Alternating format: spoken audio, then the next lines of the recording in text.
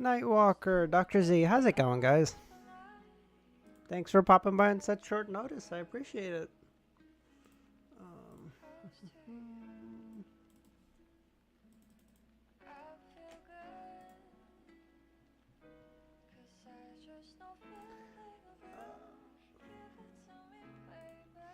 yeah, we're doing an early stream because I kind of missed my last night's stream because I passed out.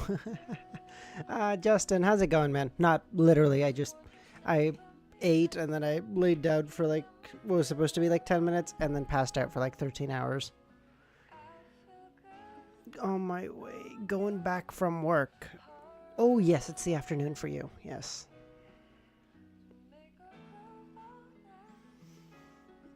Justin, how's it going, man? Oh, wow, that is dog shit. Okay.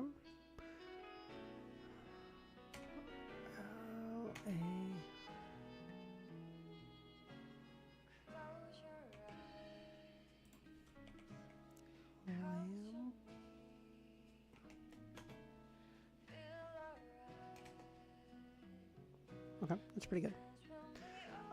Okay. I woke up 20 minutes ago because a storm crashed through my time. Oh, jeez.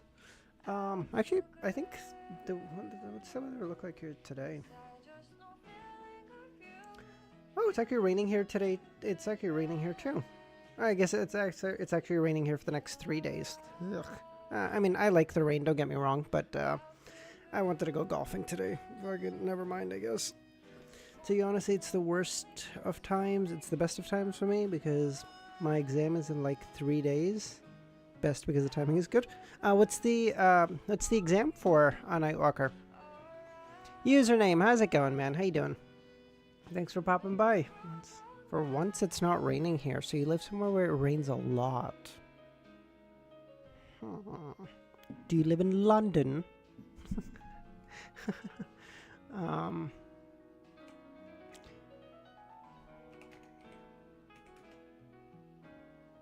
Oh, come on. I'll have stream on TV while I lurk. Grant some gotcha. Alright, no worries. What are you playing right now, Justin? All the UK is rainy? Wait, do you actually live in the UK? I was just guessing. I have no I don't think I know where you are from. Oh, that's so funny if I got it. It's just a joke. Numerical mathematics. Well, I don't know. I don't have great advice for math. I generally have like good advice for studying and stuff, but like math is, I've always found math is one of those things, math and English for, particularly, are one of those things that either your mind is just attuned to it or it's not. I was always a math person, never an English person. For fucking 4 years of uni and 4 years of high school, I always got a single piece of advice from every single English teacher I've ever had, or essay teacher or whatever, and it was always stop doing run-on sentences. But my brain just thinks in like really long sentences, so I was like, I don't know how to break this up. Okay. Picked up a new gacha game, Path to Nowhere. Is that a new one? Because I know Romero was telling me a whole bunch of new gacha games. Path to Nowhere. No, 2022. So it's not okay. Yeah, early sound because I missed the night one, so I figured I'd get an early start to the day. If I'm up to it, I might just do 3 today and get caught up. But I wouldn't hold my breath on that one because I don't have jet lag or anything, but it's just, you know, like carrying on tiredness from traveling so much and stuff. So I'm still a little like I get tired through the day. I'm gonna try to do one now. If I can do another one at like 6 hours or something, and then or maybe 5.5 hours, and then do another one at night. But it depends. I don't know. Because I'm going to try to get some sleep through the day a little bit, like just a small nap. I'm terrible at logic, stuff like math and science. Early stream, I'll come back in 20 minutes. Gotta feed my dogs. All right, sounds good, York. Thanks for popping by, buddy. I'm terrible at, yeah, again, math and science, I feel like anyone can learn with enough effort. Don't get me wrong. Math is just, I've always sternly believed math and English are like just things that you either inherently understand, like your brain is wired up to it, or it's not. And I've generally found you're either wired up to English or you're wired up to math. It's a very rare person that's attuned to both, and it's also a very rare person who's attuned to neither. I'm sure technically they both exist, but they're both rare. Science is interesting. I agree. I find history is peak, just dates are hard. Absolutely agree, username. Totally. I think when you read history, you should read it like a novella. You should read it like a like a really long series that you love. Omit the dates, don't worry about it. Understand the sequence of stuff. So understand, like, okay, this happened, that caused X. So like Archduke, so there were tensions in Europe were already high. Archduke Franz Ferdinand went for a visit when he really shouldn't have, because he was a fucking dumbass. Got shot. That just increased the tension even more, to the point that where there was nothing else that was going to happen except a war. Leads to the start of World War II. End of World War II, they pin all of it on sort of that stuff. Don't worry about the dates. Even if you don't remember the dates, it literally doesn't matter. I promise. For exams it does. Don't get me wrong. I mean, like for general yourself purposes, as long as you understand the sequence of stuff, it'll slot in. Like, it's really, once you understand that stuff, it's hard to confuse them backwards. Like, a good way to put that is, it would be like someone getting that Klein was a sequence 7 before he was an 8. If you understand how the power sequence in the LOTM works, you know that's not possible. It wouldn't work that way. So, like logic, okay, first he was 9, well, first he was going to be 100, then he went to 9, then 8, then 7, and 6, and on. It's stuff like that. Don't worry about, like, oh, it was chapter 136 or whatever where he got the sequence 9 potion. It doesn't matter. Just worry about the overarching narrative. Otaku Fiction Tales. How's it going, man? I don't believe I've seen you here before. Lyola, how's it going today? I'm just bad with numbers universally. It happens. Yeah, again, you're either synced up to math or you're not. Are you good at English? Because this is like a theory I have. I feel like most people are either English or math brained. Nagato, how's it going, man? Oh, how's your history? No. Do you have a chem exam? What the fuck exam did you have? No, I feel like Romero was studying for chem. What the fuck were you studying for? Fuck, how's your exam? Sorry. Can't remember what it was. I used to be good doing it on autopilot, but then as soon as I stopped maths, it fled from my brain. Oh, that's totally a part of it. Yeah, exactly. Yay! Oh, geography. Yes. How'd the exam go, Nagito? Yeah, math, if you stop doing it for a while, your brain gets a little... It takes a little bit to get back into shape for it, for sure. 8 out of 10. That's pretty good. We take those around here. Anything above 7 out of 10 is a win in my book, okay? Once you get into uni, anything over a pass is a win in my book. I don't give a fuck. I'm only tuned into my language. I like math, but I'm only good when I'm putting insane amounts of efforts in. I would venture to say, because you're a doctor, you'd probably be more language brained than math brained. I would assume. That I'm sure can differ for people, but generally that would be like a feeling I have. All right, let's get started. I'm gonna fucking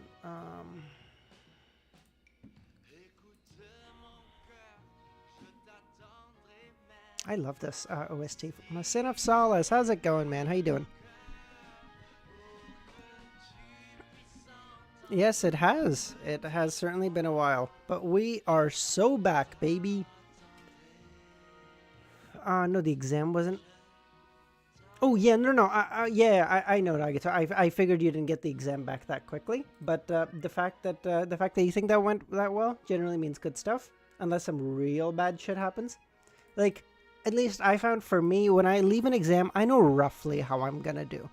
It's been very rare that I left and I was like, I don't know how I did, or like I thought I got, or I thought I did good and I did bad, or vice versa. It's really rare. Generally, you have like a decent-ish idea within like maybe 5% of where I'll get.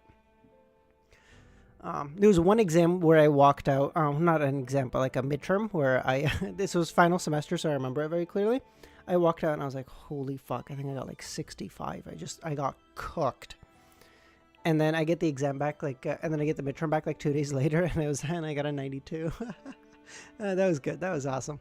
I'm doing good too, son. I'm doing good too. Thanks for asking, man.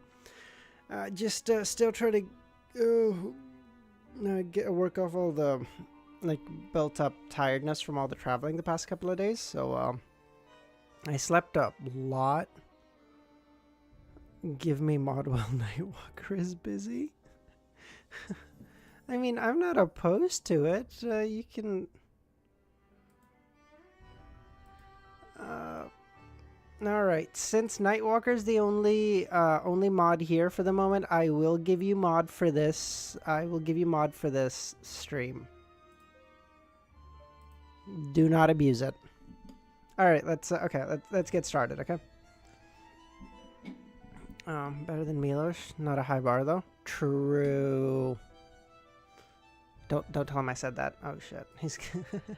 Hey, I like to believe in the next generation. Okay, I feel like you give him some responsibilities. He's gonna do fine. No, Nagito, we can't have everyone can't be mods. No, we can't do this. Next time, I promise I will keep you in mind though. Next time we're, oh fuck off username. Next time there's only one mod around or something. I will keep you in mind. Promise. Okay, 381. Let's get started. I'm gonna try to get, because yesterday I was a decent bit slower. Yes, I will. I'm talking about username, not Milosh, by the way. Nightwalker. I'm gonna try to get back up to speed because yesterday I feel like I was a lot slower than I was before I left. So I'm gonna try to get back up to speed. All right, let's go.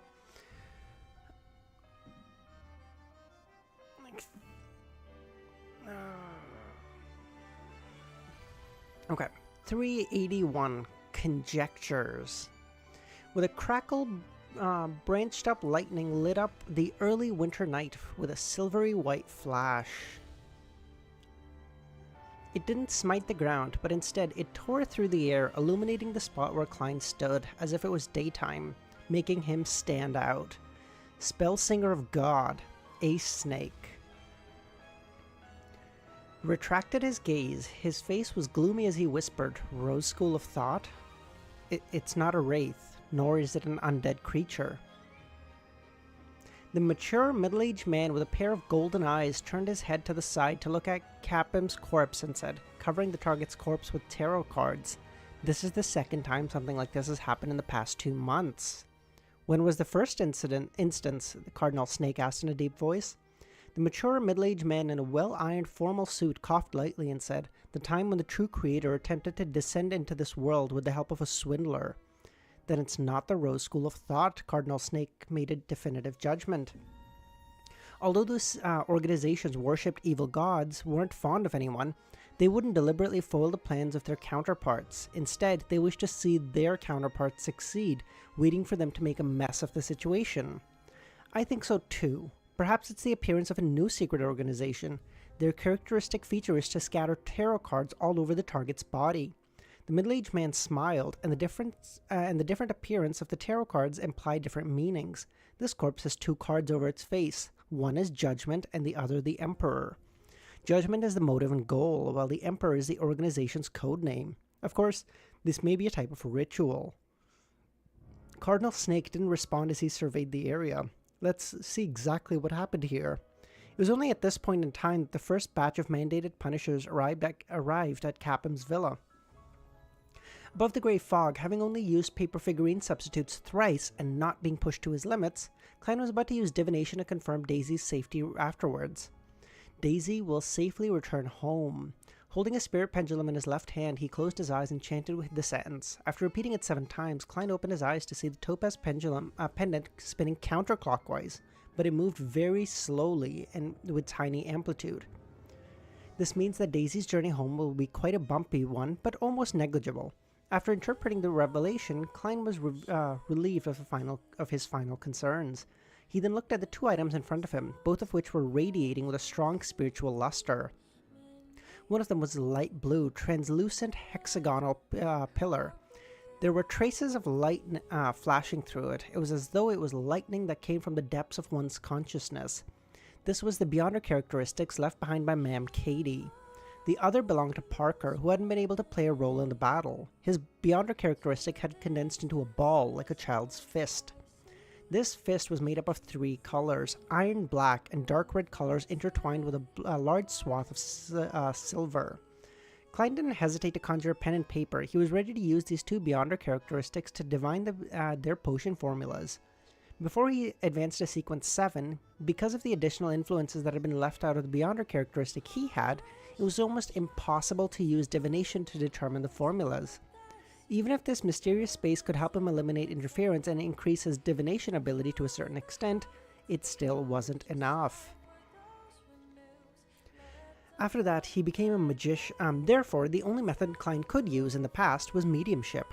After he became a magician, however, he was preliminarily able to determine it using Beyonder characteristics for divination above the grey fog.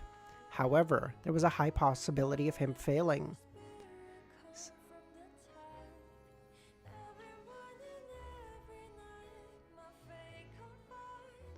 This time, without exception, Klein had shamelessly failed. However, he also had some gains, and that was able to find out the corresponding sequence names of 2 Beyonder characteristics.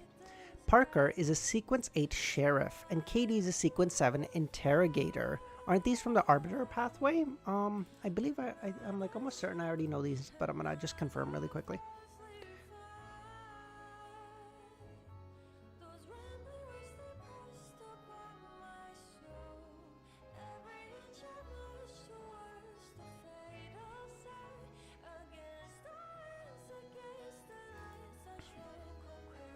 Arbiter, I know for sure. Arbiter 7 interrogator. Yes, I do know it. Okay, come on.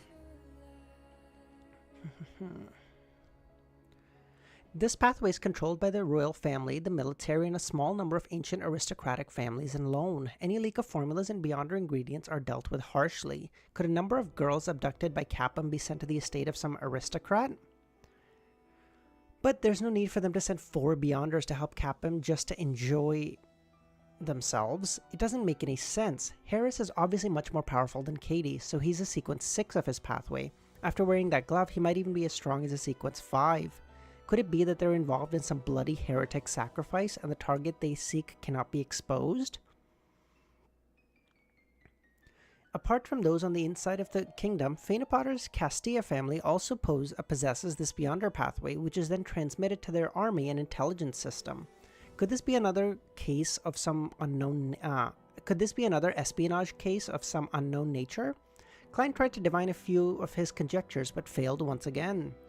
He temporarily put this matter to the back of his mind and lightly tapped the edge of the long bronze table as he muttered to himself. As long as I have the formulas, the corresponding supplementary ingredients, these 2 Beyonder characteristics will be able to turn a person into a sequence 8 sheriff and a sequence 7 interrogator. Miss Magician's friend, who's called Gio, seems to be lacking the Beyonder ingredients for sheriff. I can sell Parker's Beyonder characteristic to Miss Magician through the world, so that I can quickly amass the money needed for the ingredients of the Faceless Sequence Potion. However, always doing it through the world doesn't seem rather appropriate. I deliberately left the tarot cards this time. If Miss Justice was to hear this matter, she would definitely believe that it was done by my blessed. I'll let Mr. Fool do the selling on his behalf. Oh, so clever. Oh, that's so clever.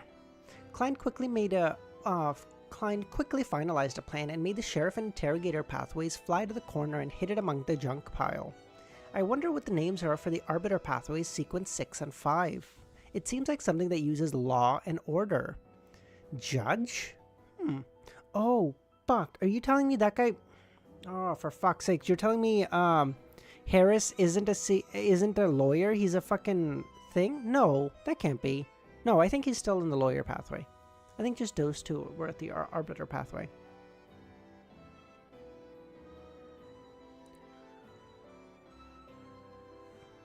No, I still think Harris is of the lawyer pathway. I think so.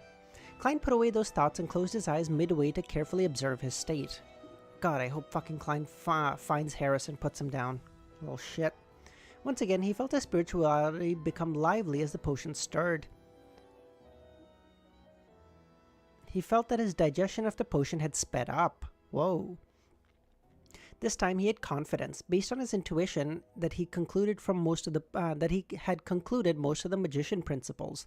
The remaining minutiae were good to have, but it didn't really matter if he lacked them. It didn't significantly affect his digestion process. Conjuring a fountain pen and goatskin, Klein enhanced his memory by writing, "The magician's principles never perform unprepared. Challenge the impossible, even if the final outcome is nothing but an illusion." Klein believed that these two were the core tenets of a magician's principle. Grasping them would be key, and the rest were supplementary for perfection. Take the initiative to perform. Try to get applause from the audience. Wield control of the target's attention.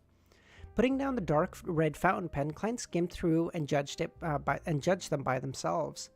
Lawyer is the corruption of... Oh, true, yeah, like a baron of chaos and all that bullshit.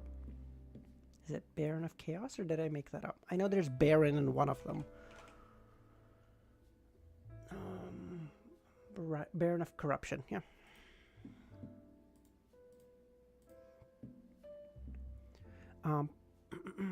Daily acting, together with the 3 or 4 proactive acting instances, would be enough for me to digest the magician potion before New Year's. If I were to challenge an impossible performance during this period, my progression would be even faster still. This is roughly the speed at which I wish to achieve. There are still about 2 months until January 1st, 1350. After doing all this, Klein rubbed his temples, preparing to return to the real world. After putting away the Black Emperor card, the biological poison bottle, and the other items, he suddenly laughed in a self-deprecating tone. Challenge the impossible. Isn't that equivalent to courting death? As his voice echoed, Klein's figure disappeared from the space above the grey fog. In the cheap hotel in the Backland Bridge area, he suddenly opened his eyes and saw the candlelight of the summoning ritual. After quickly cleaning everything up, Klein put on a thick worker's jacket he bought for 4 soli and went to the window. He picked up the sweet iced tea he had bought earlier, looked at the blurry figure which was reflected in the window. There was a heartfelt smile on his face as he whispered, "Cheers." Just as he finished his sentence, he touched the glass with his cup, lifted his chin, and gulped it down downed it in one gulp. Then he sauntered out of the hotel. The nearby gas lamps were already fully lit up, and the pedestrians and carts were bustling about, oblivious to the explosion at the border between the Sherwood Borough and the West Borough. Klein strolled around the Braveheart bar for a while, and at 7:58 he knocked on the door of the Beyonder gathering organized by Eye of Wisdom. He wore an iron mask, a hooded robe, acting completely ordinary. Meanwhile, Gio, who had went to various places every night to check her contacts, saw a sign that had never appeared. It belonged to the Golden Mask, who had sold a sheriff formula to her at the gathering organized by Mr. A. Oh shit, she already has a sheriff potion, so she'll need the interrogator, but in a while. Who got away? Think there was another beside Harris? Those demigods showed up soon after. The escapees are probably still on the run if they were adept at divination. Who escaped beside Harris? There were Capem, and then 3 Beyonders. Katie, the fucking one of the Sequence 8 loser who just fucking died of poison, and Harris. And the girls downstairs. What?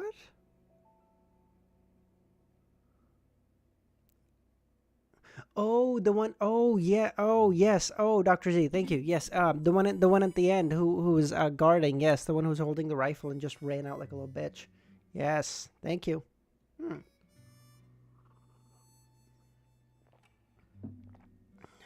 Interesting. Okay. Yeah, where's he? Okay. It was the sign of an emergency meeting. He hadn't come looking for me all this time, and I've been pretending that it never happened. Why would he suddenly? Gio thought for a moment before deciding to take a look. The golden mask, he had promised to give her some missions, allowing her to save money in exchange for the corresponding Beyonder ingredients. Therefore, Gio switched areas and marked the time and place of the meeting. Half an hour later, Gio walked out of her hiding place and after secretly observing a remote alley that extended in all directions. She walked towards the golden masked man. The man was wearing his black tuxedo. His light brown eyes swept over Gio's head. There's a mission for you. Difficulty and compensation? Gio asked like clockwork. The man nudged his mask, which was forged from gold. It's not dangerous, but it can be very dangerous. It all depends on what you do. The initial compensation is 30 pounds. If you can acquire useful information, I can even directly give you a Beyonder ingredient corresponding to Sheriff. What's the mission? Gio asked with a frown. The golden man's gaze turned heavy as he said, through the channels available to you, figure out who has been recently keeping tabs on Capim. Capim? The human trafficker? Gio asked. The man nodded. Yes. I reject this mission. I hate him, Gio refused. The man opposite her chuckled. You aren't working for Capim because he's dead. Dead? Gio was instantly stunned.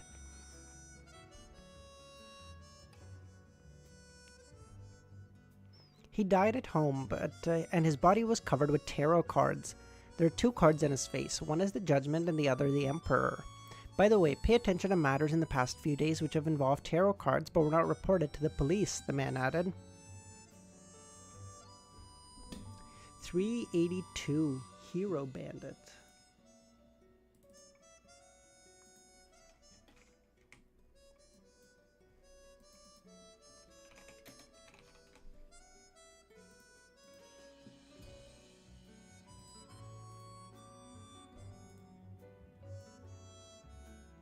I think it looks better over here. I just like stuff to be centered.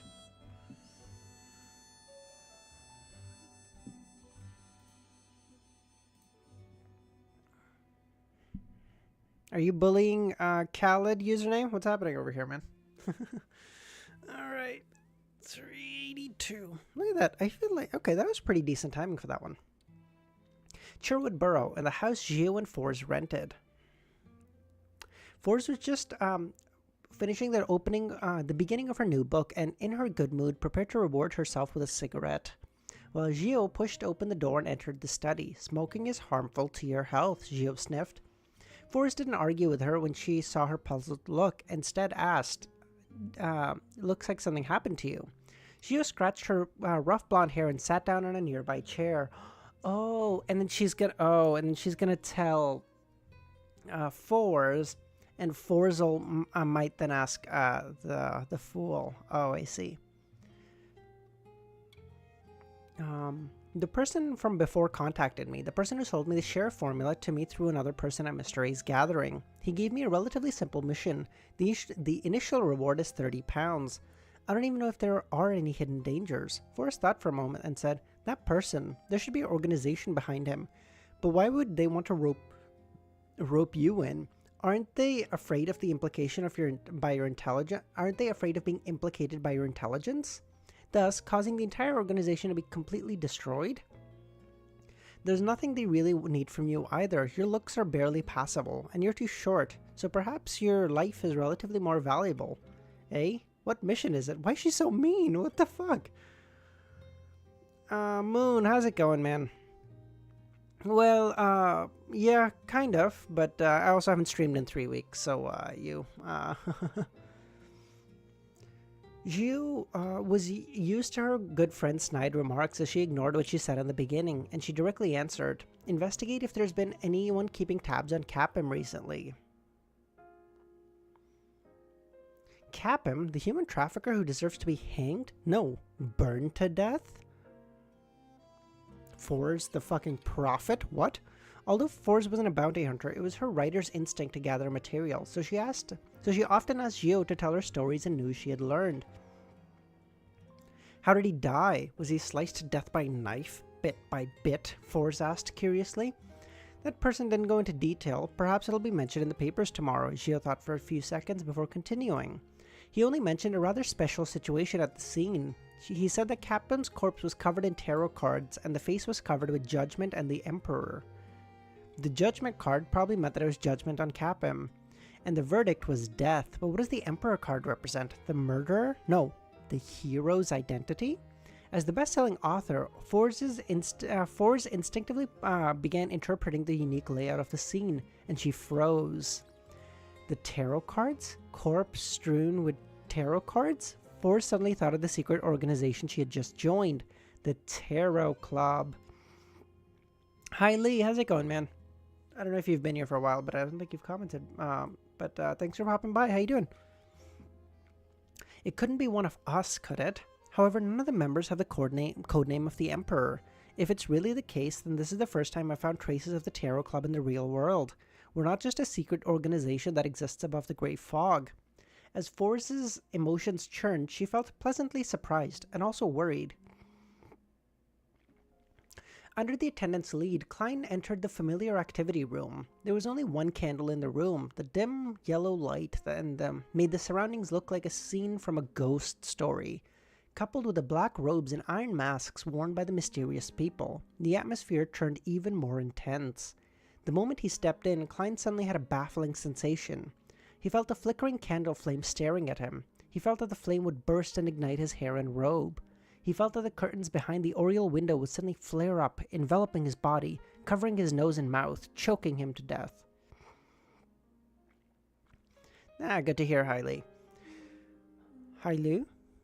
Hailu, I think, right? That's probably how that would be pronounced. Or would it be Hailey?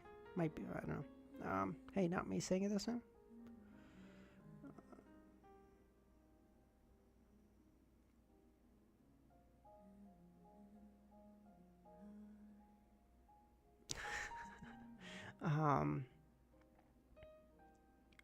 What's happening? Klein was stunned as he turned extremely tense. It wasn't premonition for danger, but a feeling that was hard to avoid. Klein carefully found a seat and sat down. The moment his buttocks touched the surface of the chair, he felt as if the chair would explode and the thick wooden thorns would end up piercing his body. What the fuck is happening? This reminded him of the videos he had seen back on Earth. Due to explosions of low-quality gas chambers under a swivel chair and the steel pole, and the debris had stabbed into the owner's buttocks, drilling into his abdomen. Jesus Christ. The whole scene was filled with a badly mutilated blood and flesh, a ghastly sight. That I have a psychology class in 15 minutes? Alright, sounds good, Nagita. I appreciate you popping by, buddy.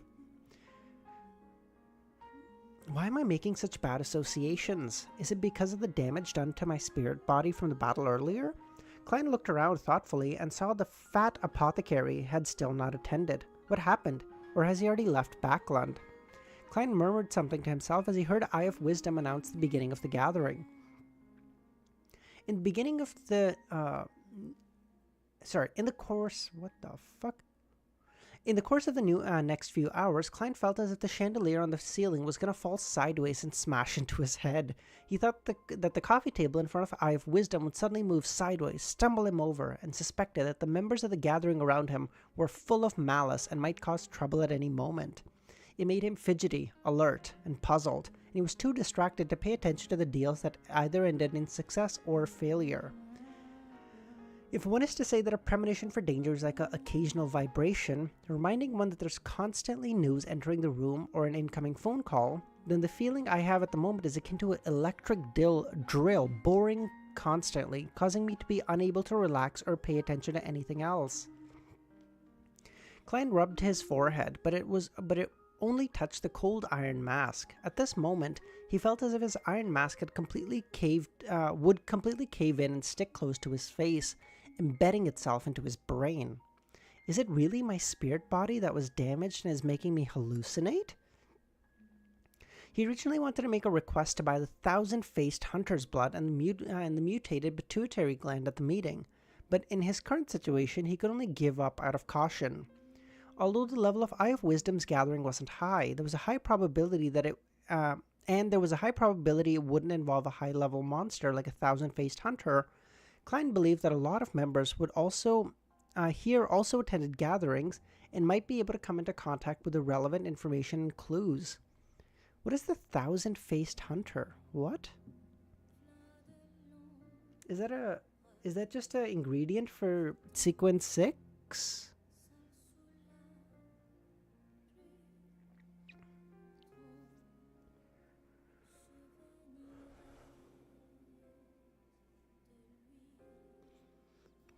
What is that? 1,000-faced hunter. That's just gotta... It is an ingredient. Okay, perfect. Amidst his anxiety, Klein attended the gathering as a bystander, just taking off his robe, removing his mask, and leaving the room. The feeling that everything in the room was going to harm him instantly disappeared, disappearing in the oddest manner. You're not taking notes? Wait, I'm not taking notes of the thing. I'm not taking... I never take notes of the Beyonder ingredients needed for a fucking potion. I don't care.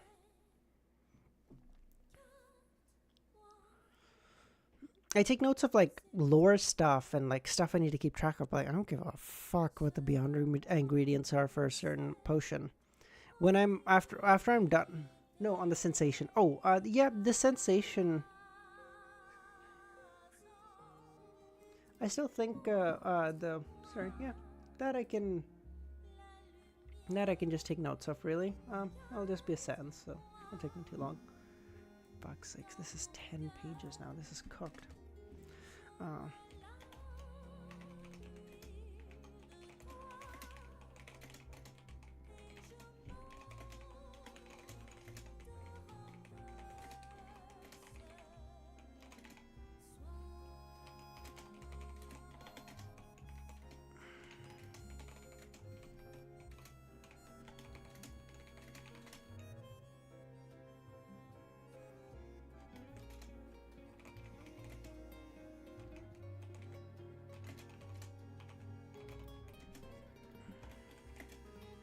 There we go. Okay. Sorry about that. We're back.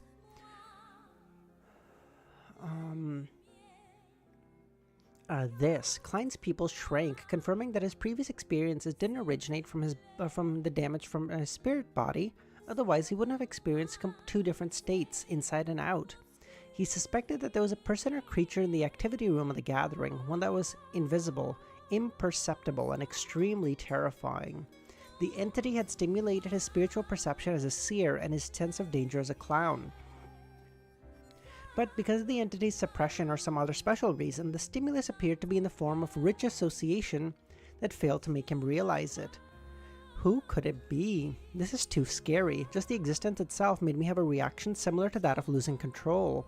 Without making a sound, Klein left Eye of Wisdom's house and headed for the nearest street.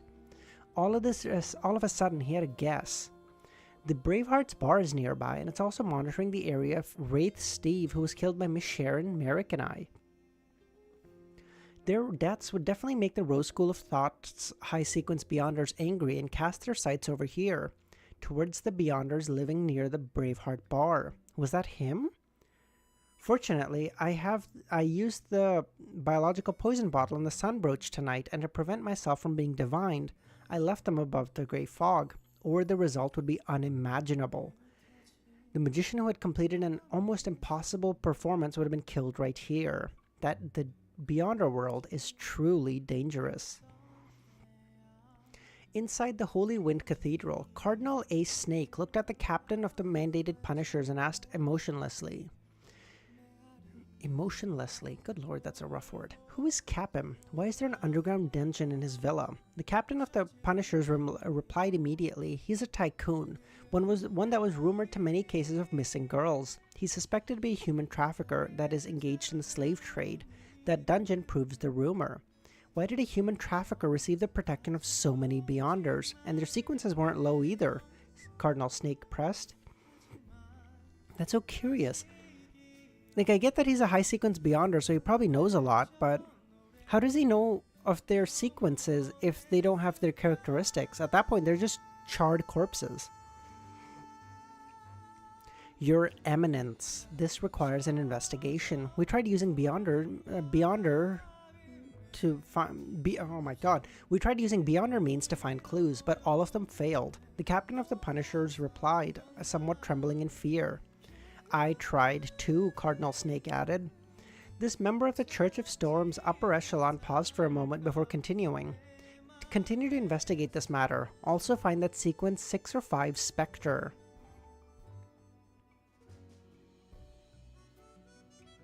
What?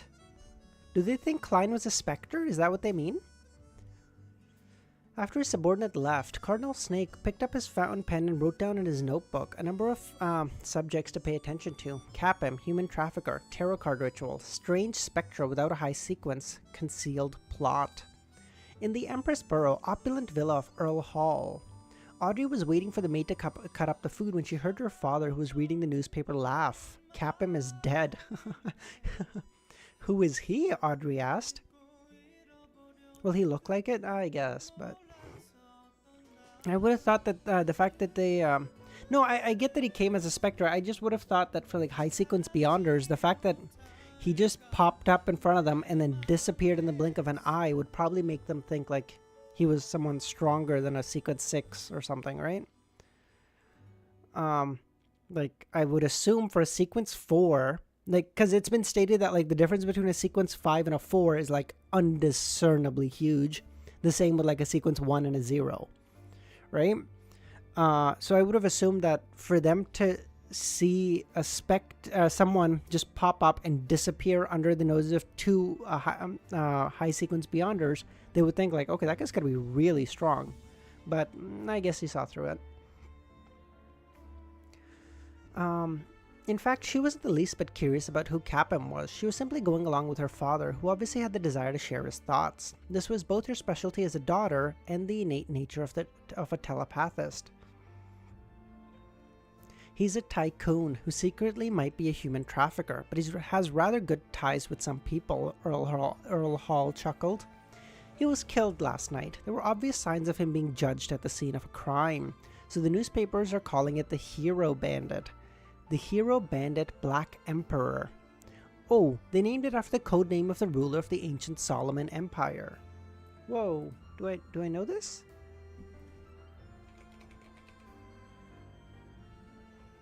A Black Emperor of the Solomon Empire. Yes, I know this.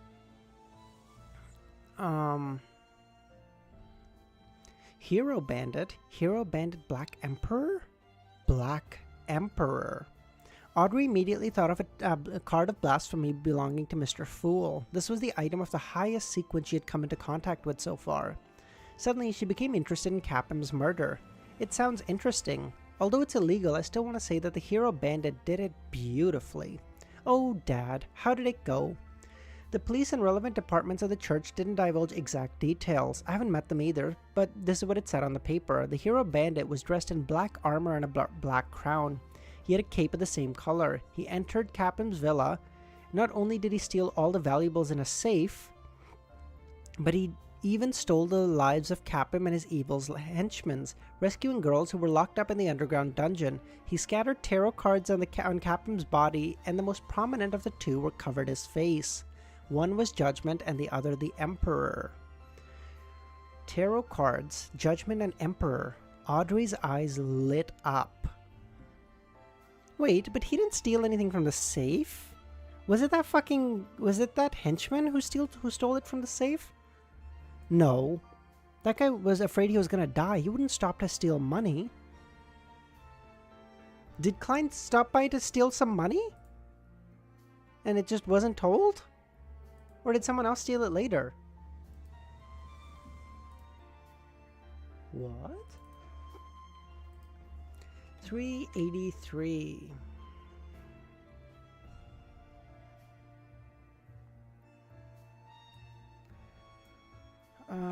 Returning home. Okay, nope, can't do that. I believe so, username. Yeah, they sent a whole bunch of that art. Didn't the money all burn to a crisp?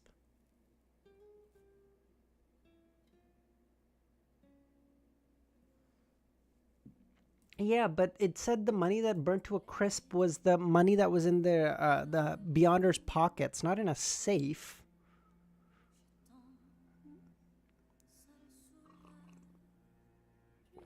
All right, Khaled, username. Enough of the Evernight stuff. All right, fuck it. You guys, I feel like you guys have been arguing about this for like 30 minutes now. Fuck. Okay. Try to remember what happened to Klein's friend house. Klein's friend's house. Who's Klein's friend? That Klein doesn't have any. He's just like means to an end. Everyone is. Are you talking about the neighbor, like, and a lawyer Jurgen? Are you talking about the detective? I'm not caring for that, just that he lied. After mass suicide?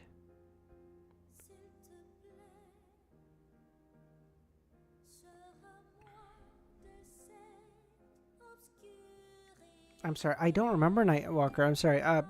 Yeah, you're just gonna have to tell me. I must just be not remembering it. What the fuck? No, whatever. 380. There was a murderer who stole all the money.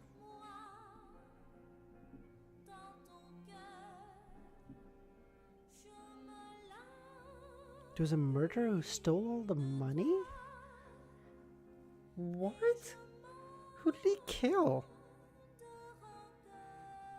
What?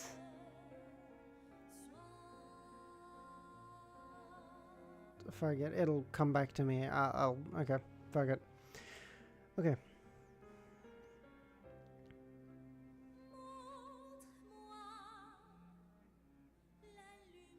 Yeah, I don't fucking know.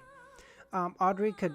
I'm sure you're right now, Nightwalker. I'm not like. I'm not trying to be like it. I honestly just don't remember.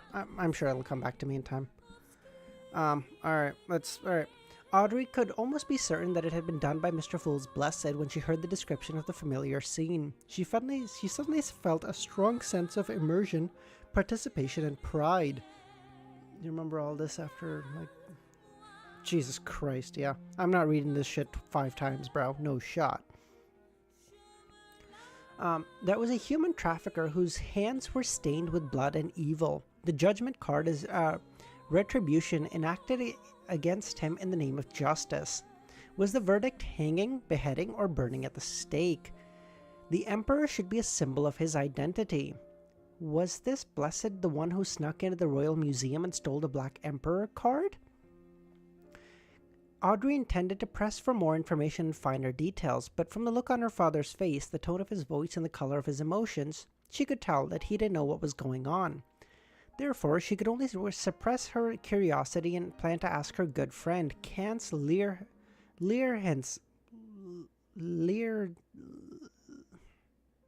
Learson from MI9. Fuck, that is. Although directly asking Kance about it would suit my image in this aspect, it would still be rather abrupt. It would also conflict with my identity as a noble. I'll get Annie to prepare a few invitations for an afternoon tea party, sending them separately to Glaint, Kance, Murray, Christine, Jane, and others. Most of them are interested in mysticism, so they would feel interested to know in the what happened with the Black Emperor. Under my guidance, they can ask a lot of questions that wouldn't be convenient for me to ask. It is decided.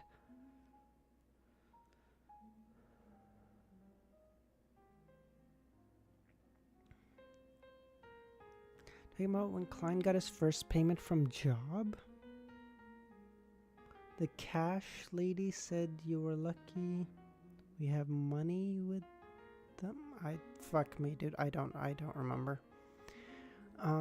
She believed that Mr. Fool's Blessed wouldn't have dealt with Capum purely for the sake of punishing evil, since it wasn't in line with his identity and status. Of course, if Audrey was the same Audrey who had just joined the Tarot Club, then she definitely would have been willing to accept such an explanation. Otherwise, she wouldn't have chosen justice as her symbol. After experiencing so many gatherings and so many matters, she felt that she had matured a lot and was no longer as innocent. She believed that there had to be a lot more important and essential matters behind this, such as an evil god or secret organization in which Capim was involved. I hope Kant can provide some insight. 15 Minsk Street. Klein was eating white bread with jam, flipping through the newspaper. What? A safe? As he read, he almost choked on his own saliva. It wasn't me. I didn't. Don't spout such nonsense, in his mind, Klein added. Klein rejected the description of his theft of everything in the safe thrice. The situation had been pressing, and in order to gain clues, all he did was burrow into the safe to see if there was anything important, such as documents or evidence, despite having found the safe. He didn't take anything, and he quickly left the safe and went to another room. Of course, Klein, in a spirit body state, also suffered some damage from the gas explosion, and the total weight of the items he could carry was greatly reduced. There were only gold bars, jewelry, land deeds, house deeds, antiques, and other items in the safe that were not convenient for him to take, as there was no way he could launder them. Bro, you could launder gold bars so easily. What are you talking about? Perhaps he has a place reserved especially for cash. Unfortunately, I didn't find it, nor had the time to look for it, Klein silently muttered. He looked at the newspaper, took a sip of his black tea, and slowly exhaled. Hero, Bandit, Black Emperor. I like that name. After breakfast, Klein put on his thick double-breasted frock coat and half-top hat, held his solid cane, opening the door, and left Minsk Street for Broken Axe Lane on the boundary of the East Borough. Gold bars were too heavy to launder? No such thing, brother. You melt... Gold is awesome to launder, okay? You just melt that shit down. And then either mix it with other shit or turn it into, like, gold coins or whatever and sell those. Like, it'd be so easy. Did you guys... by the way, did you guys hear about this? This was, like, a couple months... maybe even longer still.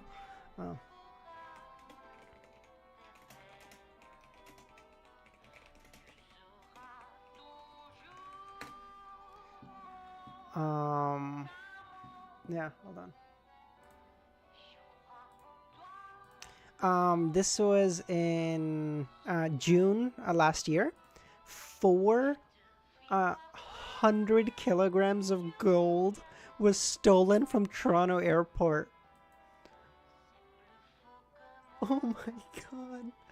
400 kilos of gold. And, like, they've recovered some money. Like, they've recovered, like, 100 grand. But, like, or maybe a couple hundred grand even. But, like, most of that money's gone. And they're like, we're never gonna find it. We know.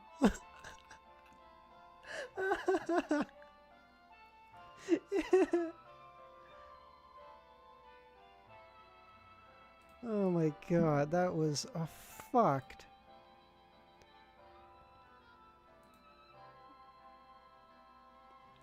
So evidently what happened, so it was an inside job sound from what we know. Sorry, I'm gonna get back to reading in 1 second. I just love this story so much. It was an inside job. Evidently what someone did was they took a copy of the shipping manifest, photocopied it, and so the shipping manifest that they took was like, hey, like this is for like 1,600 kilograms of like fish or like seafood or some shit, and so like they took that, copied it, and instead then they just changed the name of the crate number. It was an inside employee who knew the crate number with the gold, so they just put on the crate number of the gold instead of the one for the fish, because that was an old shipping manifest that had already been taken out. So they just changed the number.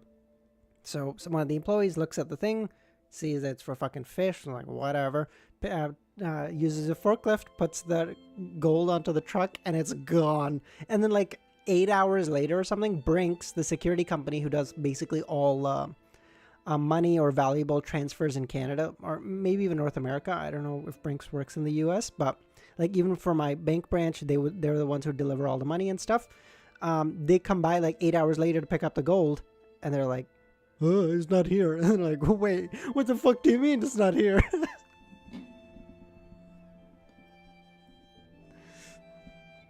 Oh god.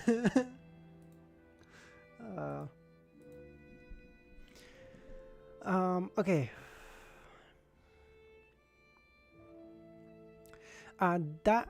Sorry. Opening the door, he left Minsk Street for Broken Axe Lane on the boundary of the East Borough. That was where Daisy had disappeared, equivalent to about 42 mil. Yeah, it was a fucking lot of money, dude. It was crazy amounts of money. And they found like a couple $100,000, but it's all gone.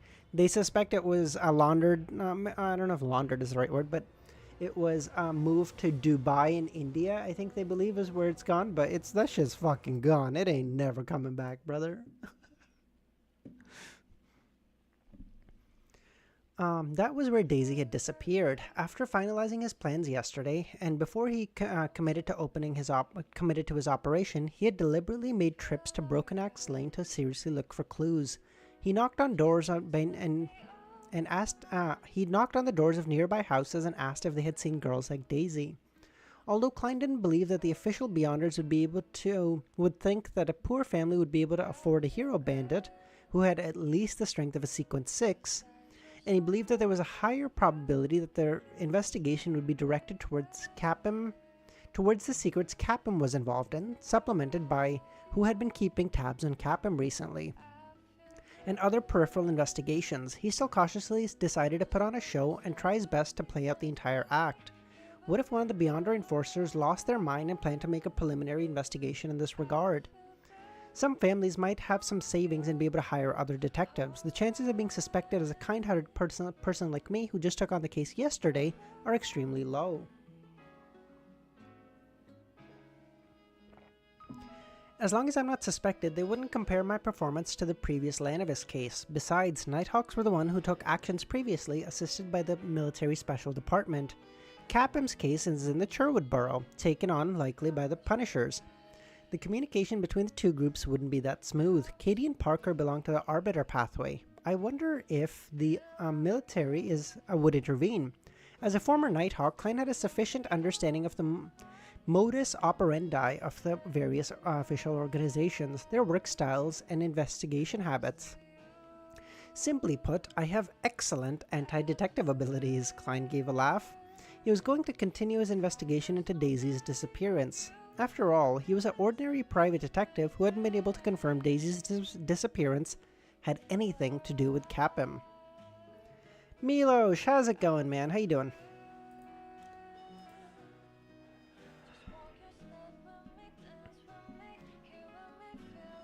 At 9 o'clock in the morning, Daisy returned to the shabby rented apartment under the escort of a police officer in charge of the neighborhood. Oh no, username.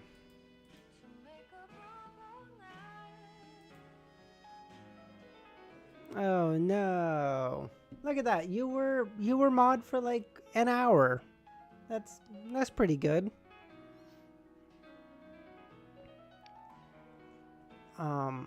Along with a few pitiful girls like her, she had been settled to various cathedrals in the Sherwood Borough last night and had been questioned accordingly. It included what they saw when they escaped, and what they saw when they looked back, where they lived, and what their family situation was. If they knew any friends who were out of the ordinary, and so on and so forth. Daisy was in a state of panic and lingering fear, answered the question truthfully. After that, no one came to her again. She slept through the night and was sent back to the East Borough early in the morning. When she was handed over to the fierce police officer she always saw. Along the way, Daisy didn't dare say a thing. She trembled in fear, and only when she entered the apartment she lived was she more at ease. As soon as she stepped through the door, before she could find her mother and sister through the hanging clothes, she heard a scream. Daisy. Freya stopped whatever she was doing and looked at like a nimble fawn, darted through the clothes hanging in the air and random things on the ground. She ran to the door and hugged her sister tightly. Then she let go of her hands with tears streaming down her face. She sized up Daisy with pleasant surprise and concern. Are you all right? It's so wonderful that you're back. Liv stood up from behind the wash basin, wiped her hands on her clothes, and said, Daisy, where have you been? At that moment, the police interrupted. She was kidnapped. We rescued her. You didn't do shit, bitch. Thank you. Thank you. You guys are too great. Liv shed tears and randomly used an adjective. The police officer coughed and said, "That's our duty. Have you met anyone strange in the past few days?" Liv was stunned, hoping not to get involved in any more matters. She said, "No, I really haven't." The policeman waved his hand and said, "Be more careful in the future. Don't take deserted shortcuts again." He couldn't stand the humidity and the motley of smells, so he turned around and left. Liv looked at her daughter again. She took a wide stride over to her side and wiped her hands on the side of her clothes before hugging Daisy. "It's so good that you're back," she murmured through her tears. Daisy relaxed and sobbed. Beside her, Freya was also crying. She stretched out her hands and hugged her mother and sister respectively. The three of them cried for a while before letting go. Liv wiped her eyes again and said, "Wash the clothes first. There's still a lot of them." Daisy, who had just been rescued, nodded and threw herself into busy work. It wasn't noon until they were nibbling around black bread, drinking plain water that could hardly even be considered tea, that Liv stood up and had time to ask, "Daisy, were you hurt?" Daisy shook her head. "They just hit me a few times." "That's great. The police rescued you? A kind detective said he was willing to work for free yesterday, and you ended up coming back today. He still has your vocabulary book." Already prepared, Liv mentioned, I'll get old Kohler to give it back and tell the detectives you're home so he won't have to worry himself over this matter. Anyway, we'll have to thank him." Daisy felt relieved as she said, "No, it wasn't the police. There was a sudden explosion and the doors that kept us locked were strangely open and we just ran out. But I did see a gentleman, or a lady, on the roof. He wore a black armor, a crown-like helmet, and a cape. He stood there, watching us quietly. None of the bad guys came to stop us or chase us down. As a tutor at the free school, Daisy clearly had a richer set of vocabulary than her mother. A person dressed like that saved you?" Liv asked. Daisy nodded and said, "Yeah. He's like what a bard sings of. A hero." Hero. Freya ruminated over the word, her eyes as bright as the stars. In a certain secret chamber, a group of people were carefully comparing the Lanavis case with the Capum case, using the information they were given to search for similarities between the two. The two things can't be linked together at all. The only thing they have in common is evil, or that evil was defeated. The owner of this tarot card has upheld justice. It can be confirmed that the two cases don't involve the same person. The difference in strength is obvious, and what they're good at is even more contrasting. Although it's possible that their sequence has been elevated, Capum's murderer was a kind of specter, or someone that can switch to a spirit body state. That's not exactly common. Therefore, the person who called the meeting concluded, two cases, two different people, both threw out tarot cards. Perhaps the latter was committing a copycat crime, but if that's the case, we can target people aware of the Lanavis case. The other possibility is that there's an organization symbolized by tarot cards. Fuck yeah! Oh yeah! Oh my god, we're in now, boys. We know. We are a well-known entity now. We're chilling. Yes, sir. All he needs now is to send a letter to the police and say, you should leave the tarot club alone, lest you beget disaster upon yourself or some shit. Just some ominous bullshit.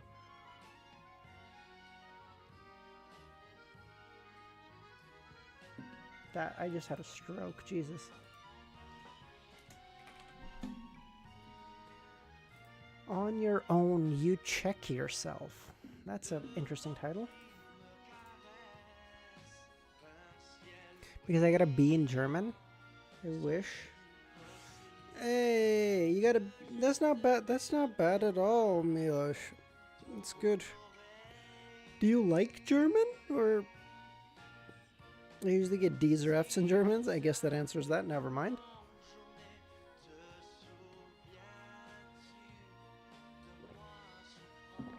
Okay. In Empress Borough, the opulent villa of Earl Hall, the aroma of Fana Potter's top quality Mount St. Dercy coffee blended with the splendid fragrance of the Queen's black tea to create an intoxicating symphony of smells. They lingered out of the elegant three-tiered high tea tray that served delicious, delicate desserts. That was a high tea party organized by Audrey. She had invited her friends of blue blood parentage who were all fellow enthusiasts in mysticism. They sat around, asking and laughing. Under Audrey's imperceptible guidance, Jane, Murray, and the others became extremely interested in the Black Emperor, the hero bandit from last night. All of them cast their eyes towards Kance Learson of the MI9. What beyonder powers does he have? Christine asked. Among the few of them, the lowest rank was among their father was that of a Viscount. It allowed them to have sufficient status and channels to understand the existence of beyonder powers and potions in their endearing pursuit of mysticism. Just like Audrey before, they were unwilling to join the Nighthawks, Punishers, or Hive Mind and MI9. Other than that, the families that they belonged to didn't have histories traced back to 1,000 years. And even the ancient aristocrats had just been established in the fourth epoch of the Lone Kingdom, and weren't completely loyal to the royal family or to the upper echelons of the military.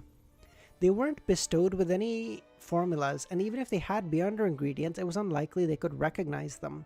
They wouldn't even know how to use them if they did. The limited possibility of Murray, Christine, and the others in becoming beyonders, they could only look forward to it, but it was difficult for them to take that crucial step. As for whether or not their elders had collected potion formulas and nurtured beyonders in their family, that was beyond their purview. After all, this wasn't allowed. If the king were to find out, they could use this as a reason to strip them of their titles. Of course, there were already two traitors in the living room. Audrey, Sequence 8 telepath, and Glaint, or Viscount Glaint, who had already gathered one portion of the beyonder ingredients. It wouldn't be long before he became an apothecary. The tall, thin, young gentleman Kance took a sip of his coffee and said, "I won't give you a direct answer, just some facts." Other than the traces of the gas explosion in the dining room where the battle happened, various means were used to detect potion substitutes, or poison. Various means were used to detect poison substitutes, spectator shriek, bullets condensed with holy powers, and other elements. By that way, no. The Black Emperor, hero bandit, was in a spectator state. It doesn't look like the person who killed Vice Admiral Hurricane, nor does it look like the person who dealt with Lanavis. Is the person involved in Capham's case Mr. Fool's third blessed who stole the Black Emperor card? There are at least 3 blessed in Backland alone. How many blessed does he have? Was there an intense beyonder battle? Audrey asked. Murray, under her lead, asked one further. Were there beyonders at Capham's place? Relatively powerful ones? He's just a trafficker, Viscount Glaint subconsciously expressed his doubt. Audrey maintained her faint smile and curious gaze, patiently waiting for Kance's reply. Murray's guess is correct, that's all I can say. Do you want me to be locked up by Captain? Capham's place had more than one relatively powerful beyonder. Indeed, he's not just a regular human trafficker, he might even be involved in mysticism. Human trafficker? Could he be involved in some cult sacrificial rite? Mr. Fool's blessed attacked because of this? See? Stuff like this. They fucking mention it again. Some cult sacrificial rite? That's the second time sacrifices have been mentioned. Coincidence? Perhaps. But we know of exactly one Sequence 0 formula and thing, and it mentions sacrifices. And the fact that that's now been mentioned a second time. Fucking coincidence? I think not. I think someone's trying to become an actual Black Emperor. It was rough, the same with Lanavis. It involved occult and sacrifices, as well as the descent of the true creator. I wonder which cult and evil god is behind Capham. Mr. Fool's goals seem to have always been targeting these evil gods. Is it really strife between gods? Who knows how many grand scheme of those evil gods he has foiled? Audrey made connections as her heart surged with emotion. Our tarot club's enemies are evil gods. The rest aren't even qualified. Does Mr. Fool wish to get the title the Nemesis of Evil Gods? That's so corny. Do better. Why not just Nemesis of Evil? That's much better now.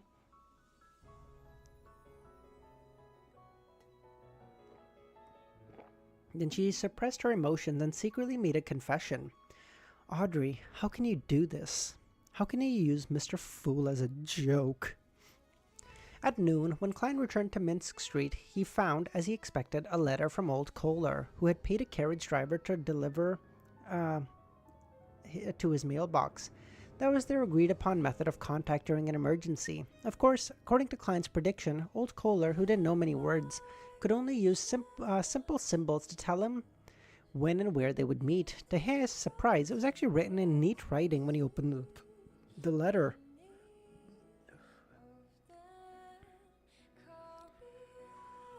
With a quick glance, Klein confirmed it was identical to the handwriting in Daisy's vocabulary book. Looks like the girl was the one who helped old Kohler write it. The paper doesn't seem exposed to moisture. Perhaps old Kohler bought some in the event he needed to contact me. Only taking off his hat and cane, he leaned his cane against the wall. He didn't take off his coat because the fireplace in the room wasn't lit yet, and the early November cold was seeping into his bones. The letter was simple. After all, Daisy didn't know many words either. I mean, I guess you're kind of right, Liola. I'm sure sacrifices are relatively common and stuff, but we only know of 2 instances, at least so far, where sacrifices are necessary. One is for like someone of the criminal pathway to become sequence 6 or 5 or 7 or whatever. Like that you need to do those killings, and then you need to like the dog that we knew of, right? And the second is the Black Emperor one. Again, it could be just a coincidence, but the fact that that was mentioned to us, and you guys always told me at the end of Volume 1, there are no coincidences in Lord of the Mysteries. For any evil god to descend, they also need sacrifices? Probably. Yeah, Doctor, that might very well be the case, Dr. Z. But, again, I don't know of anything.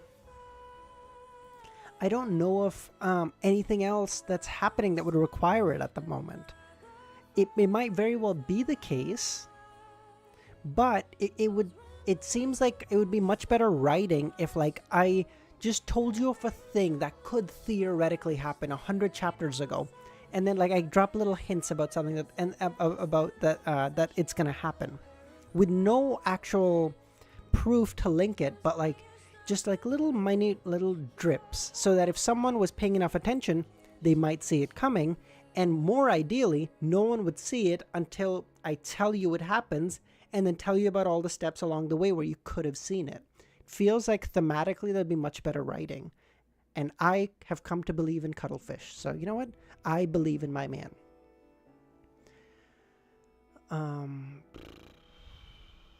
She thanked the detective for his kindness and good intentions before telling them that she had returned home safely. Finally, she said in a tactful manner that she hoped that he would bring her a vocabulary book the next time he came to the East Borough. What a polite girl. Klein chuckled. He decided to return to the East Borough the next day and return the book to Daisy, as well as reimburse old Kohler for the cost of the letter, paper, and fountain pens. With this in mind, he couldn't help but sigh. Captain, now it's my turn to approve the expense claims of others. And he's also sequence 7 now, so he would have been technically capable of becoming a captain. Let's say you're right. Who do you think has a chance of becoming a Black Emperor? I would assume it'd be someone of the royal family that has access to the lawyer pathway, no? Actually, do we know who controls the lawyer pathway? Do we know this even? That's a better question.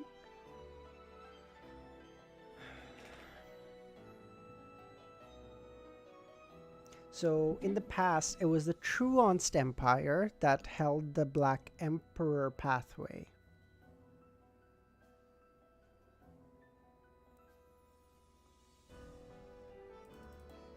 So it would need to be someone of a royal family then, or need to be an emperor, someone who has their own country, because that's a part of it.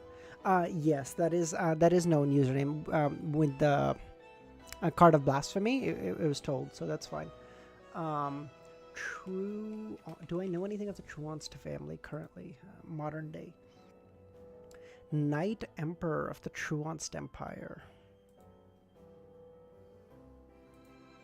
I don't know anything about them currently.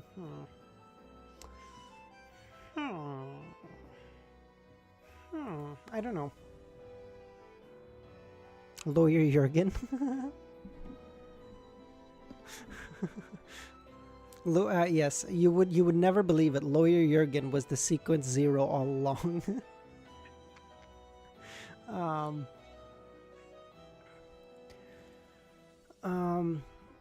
She think without wasting any time, he went out again and went straight to the Quelaag Club, where Dr. Aaron was seen more often during Friday afternoons. Klein wanted to ask about Will Ossepton, the kid who had played with tarot cards. Laura Jurgen's cat, actually.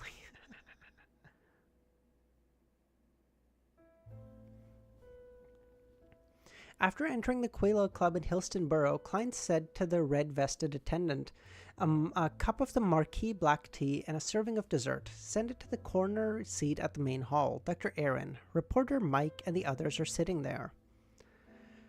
Klein had already spotted the relatively cold and famous surgeon, Aaron Saris, who was wearing gold-rimmed glasses, as well as reporter Mike Joseph from the Daily Observer, who he had worked with twice, and had a pair of charming blue eyes. He also saw the aristocratic equestrian teacher Talim Dumont, whose frequency at appearing on the club was second only to his. "Oh, great detective, you're here. What happened? We were just talking about you." "Speaking bad things behind my back," Klein joked. Mike stood up and shook his head. "No, I want to hire you again." "What's the matter this time?" Klein bowed. Mike chuckled and said, "I'm sure you've read the papers. Captain was killed off by the hero bandit, and his crimes have been exposed. What a joyous event. As a reporter, I have an acumen for the news, and I plan to get a list of girls who were rescued in the East Borough from the police department to interview them. Then I'll paint Capham's most cruel, evil, and unforgivable sides to the readers. Of course, the victims must remain anonymous. I also have a hidden objective, or should I say I wish to use the interview to see if the girls or their families know of any special friends. Who knows, that might be the hero bandit." "You've found the right person." The corners of Klein's mouth almost twitched. He smiled at Mike and said, "We've already worked together on the East Borough, so I have no reason to decline. I hope for a pleasant partnership." Mike stretched out his hand and said, "We'll start tomorrow or the day after tomorrow. You'll be paid the same as last time, £10. At that moment, Dr. Aaron, who had been listening by his side, said, "Sherlock, I want to hire you as well, this evening or after dinner." "It looks like my business is improving." Klein asked, amused. "Will it conflict with Mike's request?" "No," Aaron shook his head. "My luck's been pretty good recently. This makes me suspect that my bout of bad luck was because of that child's inverted wheel of fortune and the words he said. I'm very puzzled. I swear to God, I was very nice to him, and I treated him with the best of intentions. Why would he treat me like this? I wish to visit him at his place and confirm he didn't do it on purpose. Therefore, but I'm afraid something like last time would happen again. Therefore, I wish to hire you to protect me, just for tonight. It won't conflict with Mike's request. So, how about it?" "That's what I wanted to do. After challenging the impossible, my moral standing has become pretty good. Am I really going to become the king of yellow and black who wields good luck?" Klein smiled and said, "No problem. We can talk about remuneration." I don't know if I pronounced that correctly. Give me 1 second. I'm going to search that up. Remuneration. I feel like I said it. Remuneration. Okay, no, I said it right. No, I think I said it slightly wrong, actually. Never mind. Remuneration. I think I said that wrong. How could you forget Brody? We all know that at the end, Brody and Susie will fight for sequence 2. Fuck yeah. Oh my god, they actually become sequence. One of them, they're fighting to become the. Um. Wait, where. Fucking. Beast Tamer. What pathway was that from? Beast Tamer. It's from the Apothecary pathway. I feel like, is there a chance Apothecary and Spectator are interchangeable at higher pathways? Maybe that'd be dope. And then Susie can somehow become sequence 0 of the other pathway, and then like a dog who is also a beast tamer, and you're like, holy shit. Like Susie is her, because when she looked at I can't remember, it was like someone from the Beyond Her Gathering, right, that she ran into like a beast tamer, and she was like, oh, he's my natural nemesis or whatever. Like she could become her own natural nemesis. Like I'm in Team Brody. Fuck you, Nightwalker. All right, Team Susie all the way. Best girl for sure. Derek Berg, City of Silver. Derek Berg once again examined the translucent worm with 12 circles, the remains of Amon's avatar. He wanted to originally ask Mr. Fool what this was exactly, but considering how he had already troubled this godlike figure once, he couldn't bring himself to do it again. Now he planned on showing it at the next tarot gathering and asking Mr. Hanged Man Justice and the rest. After hiding the worm, Derek suddenly thought of something. It was about time for the team that had gone for with the shepherd Elder Lovia to explore the half-destroyed temple of the fallen creator to return. It wasn't too far, and it was in a direction they hadn't set foot in before. He decided to take a look. There were quite a few people he knew among the expedition team.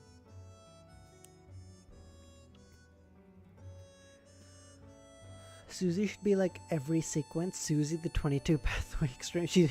Susie just drinks all 220 potions, becomes the supreme god of this universe.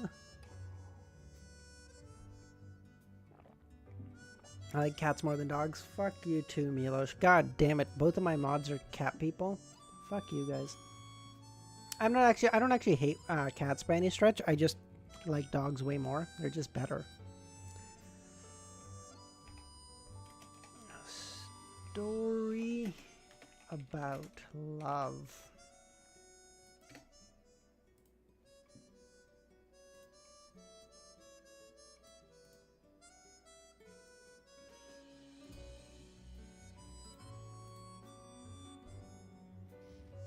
She's just so lucky, no losing control. Yeah, I know. She just keeps eking it out. She goes to turn into a beast, and then she realizes, she's like, oh, holy shit, I'm a beast tamer, so I can just tame the beast that I'm gonna become and be normal again. Checkmate. 500 IQ. 385. A story about love. I think we'll just get up to like 386 unless there's something like really cool that happens like a chapter after or whatever. And then I'll give it a couple hours of break, and then I'll be live at 11 a.m. my time, which is when I go live normally anyway. And then yeah, that way this stream will be like a catch-up stream for the stream I missed last night, and then regular today. I would have tried to pass out early again, but take it with a grain of salt. Okay, I feel good today. I don't feel quite as groggy. I feel like I'm reading on schedule of when I normally do anyway, or like in terms of how fast I was reading before. But still, I'll always preface it with hey. Always remember that dog backwards is God based. Looking at the dark sky being lit up by the streaks of lightning, Derek didn't knock on the doors of the few acquaintances he knew. Instead, he walked along the broadest road, walked all the way to the training field at the edge of the City of Silver.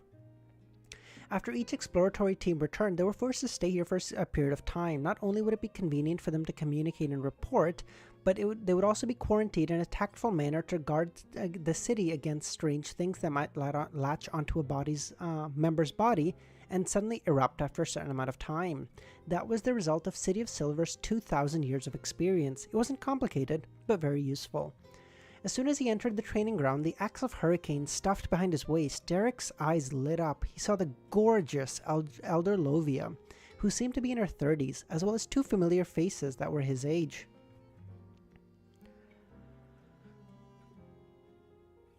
Due to the City of Silver's limited environment, its population was unable to grow any further. Weird thing is, as much as I much prefer dogs, cats prefer me to dogs. Because in general, I'm not a very animated person. Like, I'm very still. I don't like shake around a lot, or like I'm not constantly animated. And dogs love people who are animated, because by nature, generally, they're very like, oh, like, let's go do stuff, let's jump around, I want to play or whatever. Whereas cats much prefer people who are stoic, who don't move around as much, because they're very jumpy by nature. So cats love to just sit by me, because I sit pretty still. I don't move around a lot. But I still prefer dogs all the same. Due to the City of Silver's limited environment and its population was unable to grow any further. The number of people of a certain age group was an adequate number, and although Derek wouldn't dare say he knew all of them, he had seen a majority of them. He was classmates and partners with some of them during general education classes and on the practice grounds. The person Derek was most familiar with on this expedition was Dark Regents. Dark Regents? What the fuck is this name? He had once been on a who had once been his patrol teammate. Jesus Christ, I'm autistic. The youngster named Dark was of medium height and slightly chubby. He was strong, optimistic, and cheerful. His face beamed with a friendly smile. Currently, he was a Sequence 8 gladiator of the Giant Pathway. Once again, I feel like I know that, but I'm just gonna make sure it's in my notes. Yes, I know that one all the way up to Sequence 4. Whoa, that's kind of crazy. Because you're just chill guy. Hell yeah, username. You wouldn't believe it. I am preferred by mosquitoes. Evidently, I don't know if this is true, but evidently mosquitoes have like they like people of a certain blood type or something, or like they get bitten more. I don't actually know if that's true, but I remember hearing that somewhere.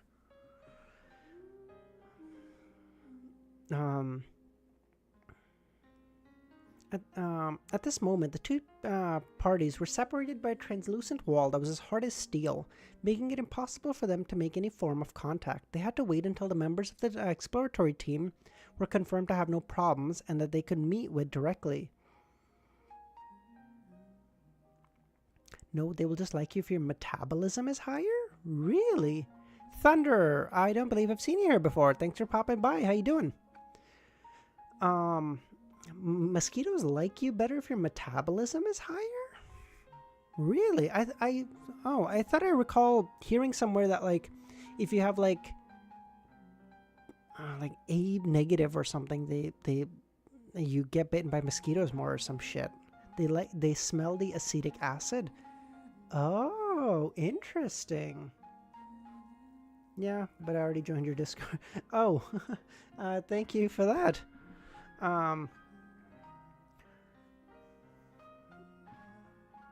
That's just propaganda. Oh. Derek, who had become silent and withdrawn since the death of his parents, waved to Dark. Noticing this, the gladiator turned his head to the side and looked over. Dark, how was it? You didn't encounter any danger, did you? Derek shouted. The material used to create the black wall in the area came from somewhere not far away from the City of Silver, and was called Dark Amber. It was as hard as steel, but at the same time, it possessed a degree of transparency and had properties that made it good for transmitting sound. Derek's speech went through unobstructed. Jesus fucking Christ. Sorry, my Are you not showing the chapter like before? I'm just being a little more careful, Thunder, just because copyright issues. Especially because the physical books are going to come out soon in like a month or so. So there's a higher chance that they try to crack down more on copyright issues for books. So I'm just not showing it for the time being. I'm gonna, in like a month or so after the books are out, I'm gonna try it again, see if I get hit with any copyright strikes or not. If not, I'll probably go back to like a similar to the old um, layout, but just for the time being, just being a little careful. Yeah, no, trust me, I much preferred showing it to you guys too, because it felt like way better to me that that you guys could read along with it. It just felt, I agree. I totally prefer that too. I'm just being a little careful right now.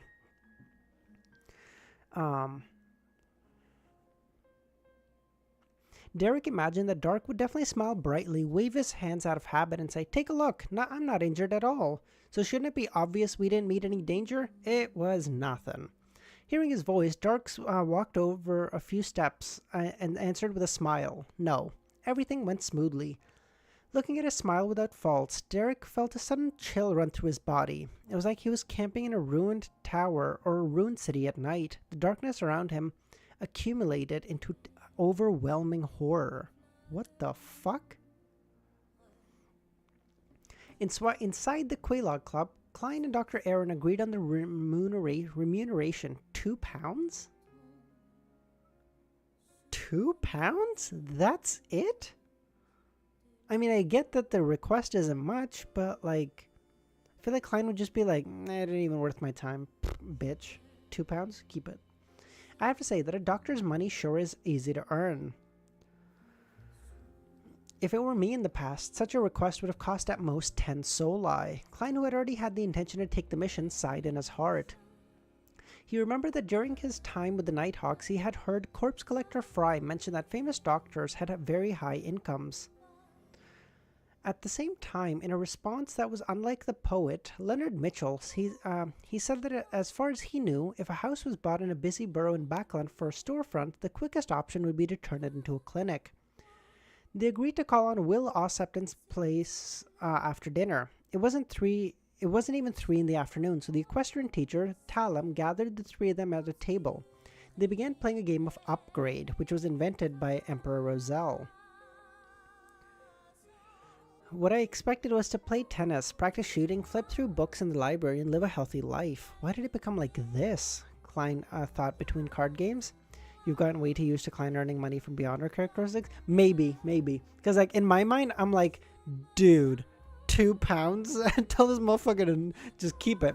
I get that Klein isn't doing this for the money anyway. He's just interested in the kid and to see if that kid is able to like either if that kid is a beyonder, maybe that kid is like a half beyonder, like a demisol maybe or something, or I don't, something like that. I don't know. Like I know he's there to figure out what's up with that kid more than the money, but like in my mind, like £2, keep it, bitch. Volume 1, he only got £7 a week. That's true, but he's also like infinitely stronger than he was back then. No, I agree. £2 is totally fair. I just in my mind at that point, he should have just been like, keep the money. I don't even need it. Like, fuck you, dude. It'd be like if one of my neighbors popped by and I was like, "Hey, I just need your help, like moving something from the house. It's just a little heavy." I was like, "Yeah, no problem." He's like, "Oh, I'll pay you 40 cents for it." Like, dude, I'll just do it for free. Just keep it. What the fuck's wrong with you?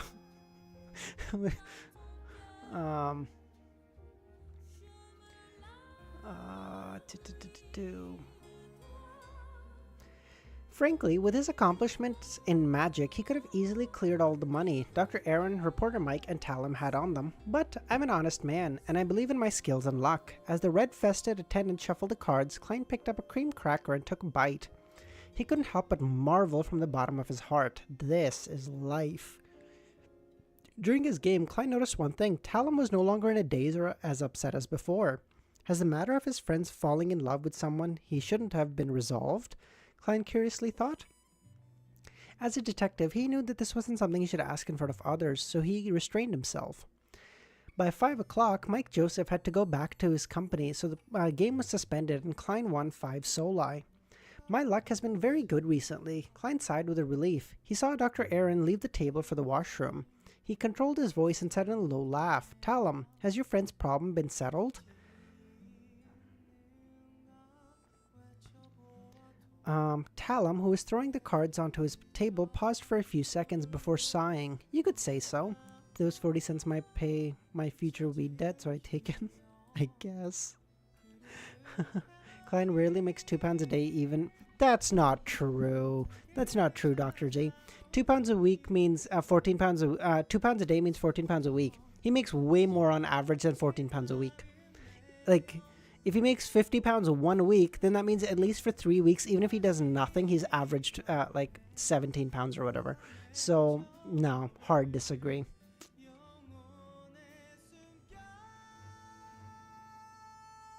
Well, yeah, but I mean, you have to. Well, yeah, but you said rarely makes £2 a week, but like you would average it out, right? That's how you do income. If you have a variable income, you average it out. You say like, hey, on average, on a low side, I make like $2,000 a month, or I make three, whatever, right? Like that's how you do you don't do income on like, well, the first 6 days I earn nothing, but then the seventh day I earn £4,000. So my average, so for most of the week I didn't do anything at all. It's like, well, is that how you think about it? Probably not, right?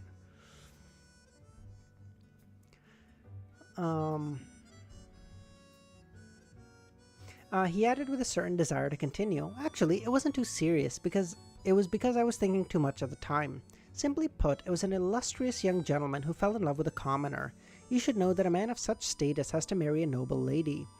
To him, not even the daughter of a rich man would do. So that's how it is. To think that I made up all sorts of contrived and bizarre stories, such as falling in love with a man, a monster, or a person that isn't permitted. Klein was disappointed and said with a smile, "As far as I know, gentlemen of high society don't mind having mistresses." "No, Sherlock, you don't understand. Love. Don't you get it? Love. That young gentleman only wants to marry that commoner woman," Talum exclaimed. "No, I don't understand. I'm just a bachelor dog." Klein opened his mouth, unable to respond. Talum sighed. "For the sake of that young gentleman's future, I once thought of asking you to find people with miraculous abilities to covertly..." "Anyway, I'm a law-abiding citizen, so it was just an idea." "How was the matter resolved afterwards?" Klein asked with interest. Talon picked up his Highlander coffee and took a sip. "The situation was much simpler than I thought. I went straight to the lady and told her of the dilemma. She sensibly expressed her willingness to leave the gentleman and asked for my help. I must say that she's a truly considerate person. If it wasn't for the consideration of my identity, perhaps I would have knelt in front of her and kissed the back of her hand. Well, it seems I couldn't have helped." Klein picked up his golden-rimmed white porcelain cup of black tea. As a visitor from Earth, he was completely uninterested in the task of breaking up couples. However, listening to gossip was another matter altogether.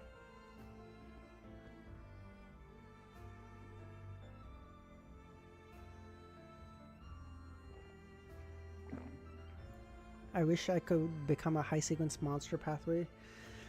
Now for my exam. Oh, you'll be fine, Nightwalker. Don't stress so much. After having dinner at the Quail Club and tasting the limited supply of Sonia lobster, Klein and Dr. Aaron took the latter's carriage to Will Ossepton's house at 66 Dalton Street. By the way, is 386 a good place to end, or do I leave in like a really shitty spot? Does anyone know offhand? This was the address that that Dr. Aaron had long since memorized. He didn't return to the hospital to look up the appropriate medical records, and according to Klein's conjecture, any relevant information pertaining to Will Ossepton would definitely have been taken away by the Nighthawks. As a former Nighthawk, I know exactly how they do things. Klein smiled. Pulling the doorbell, the two gentlemen waited a while before opening the door. A maid in black, puzzled, opened the door and asked, "Gentlemen, who are you looking for?" Seeing that Aaron was as cold as usual, Klein took the initiative to speak. "We're looking for Will Ossepton. This is his attending physician. He came to check on his health." I don't know him. I've only been here a few days. I'll get my master. Please, wait a moment," the maid answered. While they were... My book just arrived. It's from Sharon. It's Khosrow and Sheeran. I don't believe I know that. Oh. Oh, it's a romantic poem. Hey.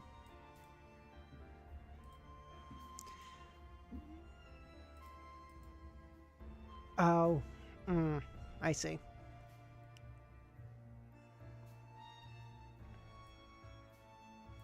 While they were waiting, Aaron suddenly said, I almost believe the reason you came up with me just now. This is the basic quality of being a detective, Klein chuckled. At that moment, an old gentleman in his 50s walked to the door and said in a deep voice, Will Ossipton and his family have already moved away. He gave a date. Aaron did a slight count before frowning. Why would they go through the trouble of moving 2 days after being discharged after an operation? He acted like he really was on a follow-up visit. Klein was puzzled and asked, Sir, how do you know the date so clearly? Typically speaking, subsequent tenants would only move in after a certain period of time. The old gentleman snappily replied, Someone came to ask before, and I even went to look for the landlord just for that. The Nighthawks, Klein said without much hope. Do you know where Will Ossipton and his family moved to? No, the old man said. Did they leave anything behind? Klein hesitated. Some stuff, but they were all taken away by the previous group of people. Meeting colleagues truly is a helpless matter. They can always think of things ahead of time. Seeing that there was no further clues, Klein and Aaron politely excused themselves and left 66 Dalton Street. It seems like you'll have to wait a while before you can resolve your doubts. Klein turned to Dr. Aaron. After what just happened, I'm not so troubled anymore. I'm just a doctor, and it's good enough to mind my own affairs. I should return to do a follow-up and not question the situation, what other people think, or why they're not kind. That shouldn't be something I should be much concerned with. In the future, I'll try to maintain the relationship between a doctor and patient as much as possible. Alright, bye username. I appreciate you popping by for so long, buddy. We're only one more chapter and we're done anyway, so. Thanks for popping by. Have a great rest of your day.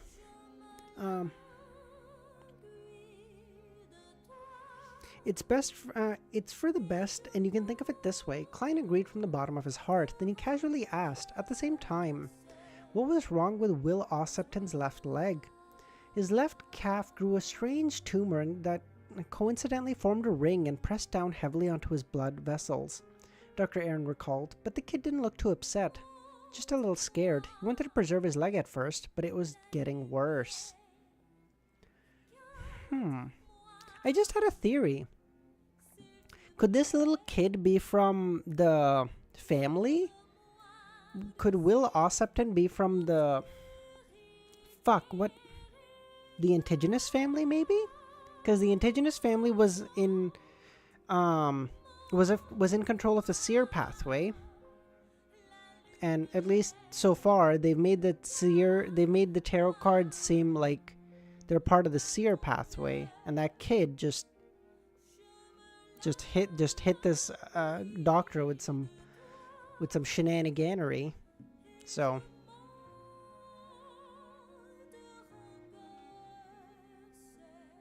and now that they've moved away, at first it didn't occur to me, but I like, you know, Ray Bieber didn't have the last name indigenous because I assume like old families like that just don't keep their names, right?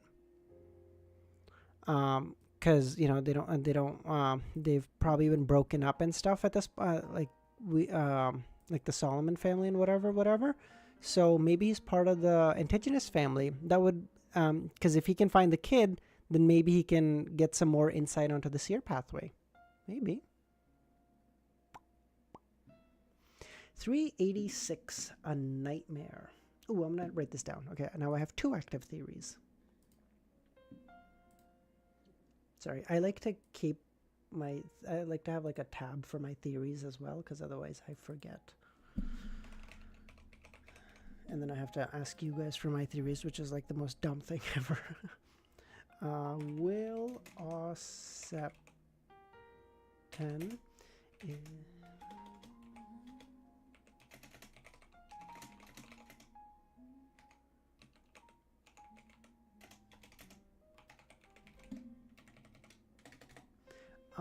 and then the kidnappings mentioned by Alger and possibly Capim's Kidnapping victims may be to create a new Black Emperor. Okay. Great. Okay, done. 386, a nightmare.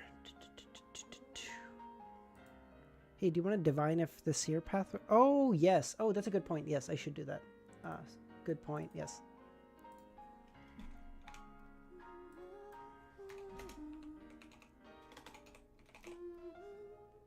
Yes.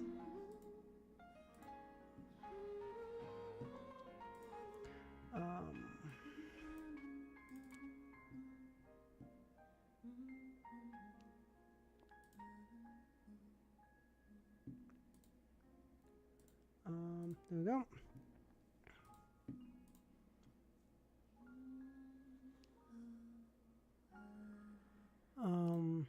Is Will Ossepton of the Antigenous family and or of the seer pathway? What the fuck? You kidding me?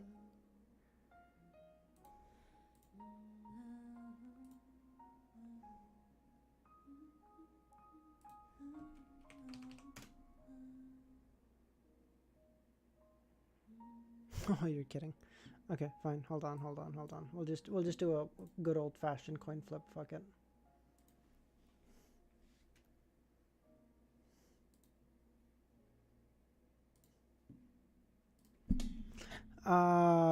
Let's say heads is heads is a confirmation. Fuck it. Oh, fuck you. All right, never mind. Yeah, okay.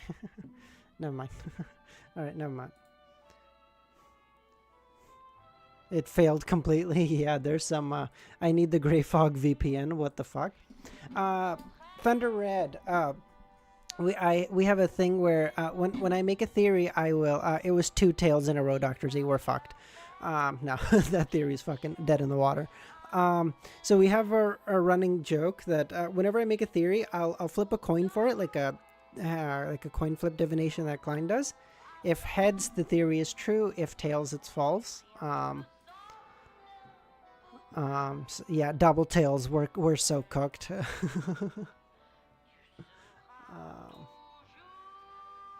Right, 386. Let's do this.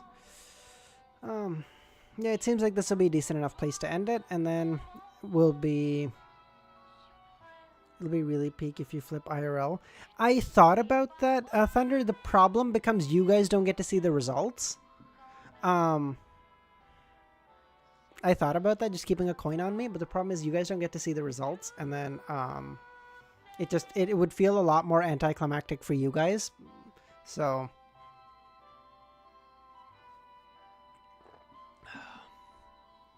okay. City of Silver. Derek Berg had no idea how he got home. All he remembered was the indescribable horror.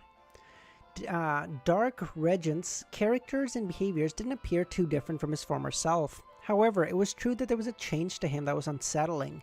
Derek was afraid that the City of Silver would be targeted by the evil god. I'll watch this chapter later. Gotta go. No worries. Thanks for popping by, Nightwalker. See you, buddy. Derek was afraid that the City of Silver would be targeted by an evil god, the fallen creator, afraid that the City of Silver would be obliterated before he could become the sun, saving it from its more than 2,000-year-long curse and giving hope and sunshine to the residents. At this moment in time, he hated himself for not being strong enough. He was only a sequence 8. No, I can't just watch idly. Derek stood up, prepared to rush to the spire and tell the other members of the Elder Council and Chief Colin Iliad of what he had discovered. However, Derek knew that such anomalies weren't suspicious. Every time they explored the depths of the darkness, the members would have a period of intense tension lasting for days, tens of days, or even a month. In addition, the uninhabited desolate plains and hopeless journey would bring about extreme depression. In addition, in order to be safe, the members of the exploratory team wouldn't be allowed to release any sexual urges that had been pent up during their excursion, which caused them to act differently after every exploration. If they ended up with more than half the team dead or injured, a huge change in personality wasn't a rare occurrence. This manner of handling such people could only be dealt with via the usual quarantine and treatment with almost zero exceptions. The City of Silver had the first 3 sequences of the Dragon Pathway, so there was no lack of psyche analysts. Derek rushed to the door and suddenly slowed down. Whoa, that's handy, because then Derek could probably get the formula for psyche analyst, or is it what's the fucking popular name for it nowadays? I forget.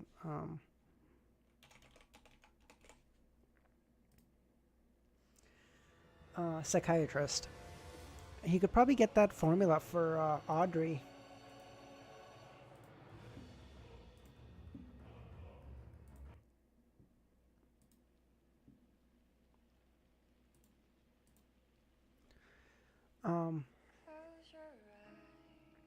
You and Easy's content helped me out of boredom. Training these models. What are you working on exactly, Thunder? The manner of handling such people could only be dealt with via the usual quarantine, whatever. Derek rushed to the door and suddenly slowed down. He knew that this method of reporting to the six-member council may not be effective. It would likely arouse suspicion, and that there might even be a threat of being targeted by the shepherd, Elder Lovia. After pacing back and forth for more than 10 seconds, Derek gritted his teeth and pulled the door open. AI engineer student? Hey, good for you, man. That's awesome. Are you in uni? Well, since you say student, I would presume so. Better question is, what year are you? For the vast majority of the residents of the City of Silver, sacrificing their lives to maintain the existence of this city and the continuation of the civilization was the belief that was ingrained into their bones. Selfish people didn't live long in such environments, regardless of whether it was inside or out. Of course, Derek wasn't completely reckless. Under the tutelage of the Tarot Club, especially the Hanged Man, he clearly understood there were times one had to be patient. Protect himself properly and avoid unnecessary sacrifices in order to better defend the City of Silver. 3rd year now, working on... is your engineering, it's always different. Is it a 3-year course of yours or a 4-year?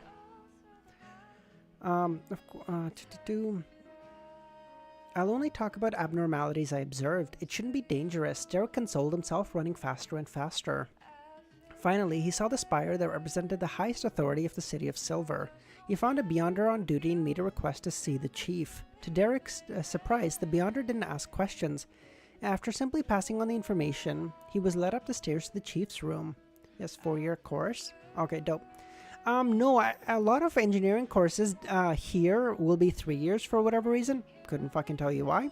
Not all of them, mind you, but there's a lot that are 3 years, and there's also a decent number that are 4 years as well. Yeah, some of my friends are study 3.5 years or 5. Jesus Christ. That's awesome, man. Good for you. Are you working on, do you plan on, when you graduate or like do internships or whatever, working on like LLMs, or what do you plan on doing?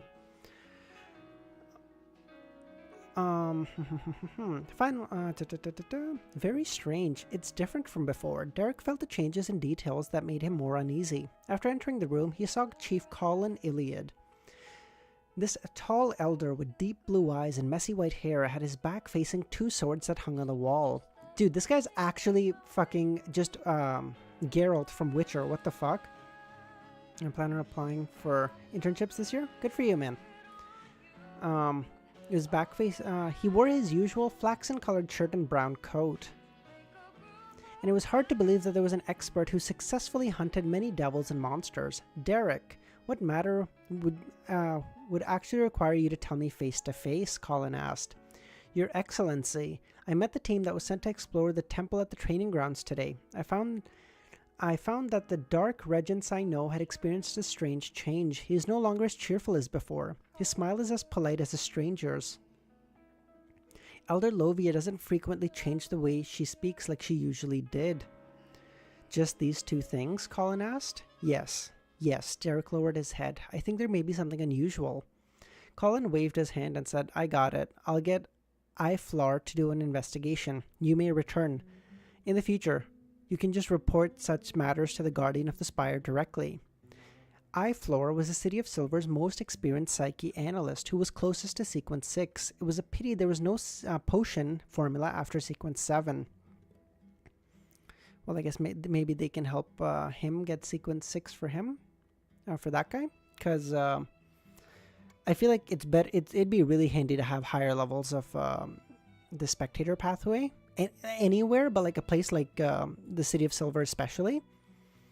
Like someone who's able to check in, make sure people are doing okay. If they're not doing okay, hopefully help them to become okay. Like, think of it like a really good psychiatrist or a really good therapist, basically. After receiving such an answer, Derek left gloomily. Looking at Derek's back as he disappeared by the door, Colin sighed in disappointment. After talking to Dr. Aaron about Will Ossipton's situation, Klein got off the carriage and took the steam metro. After 3 stops, he arrived at Minsk Street and switched to a trackless public carriage to return home.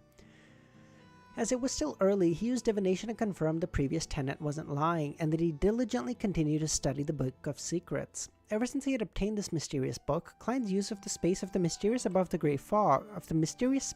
Grey Fog became more and more ingenious, as he completed more and more outstanding techniques. What limits me now is my own sequence, strength, and spirituality. Late at night, Klein hid the Book of Secrets and went to the bathroom to wash up, in the preparation for bed. That night, he slept soundly. Even the church bells in the morning only made him turn over. Winter is the best time to stay in bed. It absolutely is. By the way, do you guys know this? The reason winter feels like, or like any cold room feels like the best place to sleep is because of like a prerequisite to your body falling asleep is that there needs to be like I think it's 1.5 degrees Celsius of temperature drop internally for your body to fall asleep. So that's why in like a really cold room you'll get into the warm blanket. Your body temperature would have already dropped internally, and then you get into a warm blanket, you feel all cozy, and then you pass out. But in like a really hot room, you'll fucking toss and turn for hours and you can't fall asleep. Fuck. Toward the hero bandit Black Emperor, he had a sugared hard-boiled egg and strawberry jam he specially bought to match with the white bread. Just as he was enjoying his meal, his doorbell suddenly rang. Didn't I tell Mike to get me after breakfast? He took a sip of the sweet soup and wiped his mouth with a napkin. According to his agreement with reporter Mike, he would only arrive half an hour after breakfast before they began interviewing the rescued girls. If Mike didn't appear after half an hour, it meant the matter would be delayed by a day. Klein walked up to the door, but before he could reach out his hand, the outline of the visitor appeared in his mind. It wasn't Mike, but Dr. Aaron. "Good morning, Aaron. Did he sleep last night?" Klein noticed that Aaron's face was pale, so he quietly activated his spirit vision. Aaron took off his hat and cane and started to take off his coat, but the cold air in the room stopped him. Klein laughed dryly. "As you know, I'll be going out today. Mike might come looking for me, so I didn't light up the fireplace." Aaron nodded and didn't say anything else. He followed Klein to the living room and sat down. "Sherlock, I had a nightmare. I'd had a dream about the child." This man had a dream about a child? Lock him up!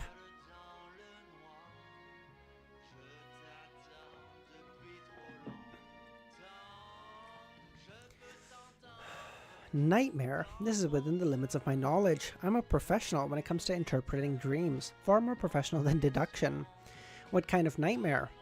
Aaron recalled and said there are some details in processing I can't remember. What I remember most is a tall, pitch-black steeple with a huge silver snake coiled around. It was moving slowly, looking at me with its cold, merciless red eyes. I don't know why, but I entered the steeple, and I would go up the stairs.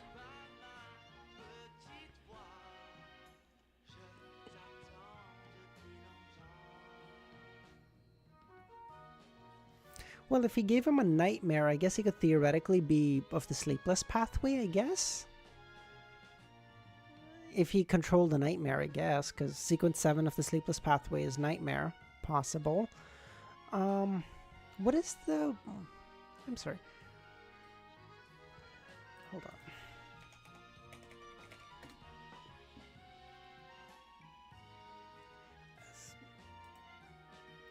But okay, so there's a steeple with a snake. snake.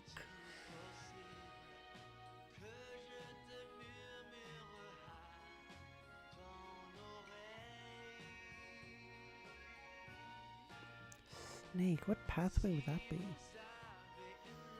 I don't know. Sleepless pathway seems silly. Steeple makes me think church.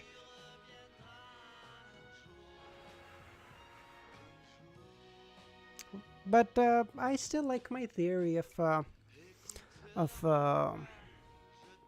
the indigenous family, so I think I'm going to stick with it for the moment anyway. I don't know why, but I entered the steeple and I would go up the stairs and at other times down the stairs, going through walls after wall, one locked after another. Finally, I found the child in a dark corner. He hopped a few steps on one leg and curled up against the wall, with tarot cards scattered everywhere. When he saw me, he was scared and happy. He yelled out, "Dr. Aaron." The whole dream was roughly like that before I woke up. Klein listened attentively and thought for a while before asking, Did Will Ossipton say anything else? Yes, he said, "Dr. Aaron, a snake wants to eat me." Following that, a giant silver snake hung down from the ceiling, its head facing me. Its mouth was very big, but it had no teeth, no tongue, and it was completely blood red. Silver giant snake, a pitch black steeple. Will Ossipton protected against layers of protection. Klein said to Dr. Aaron in a measured voice, "It's not a very strange dream. It's likely you subconsciously sensing some kind of predicament he was in when you were talking to Will, and that he was being threatened by something. That's why you dream something like this. A child hiding in the depths of a tall steeple. Countless walls and doors, huge snakes coiling around the steeple.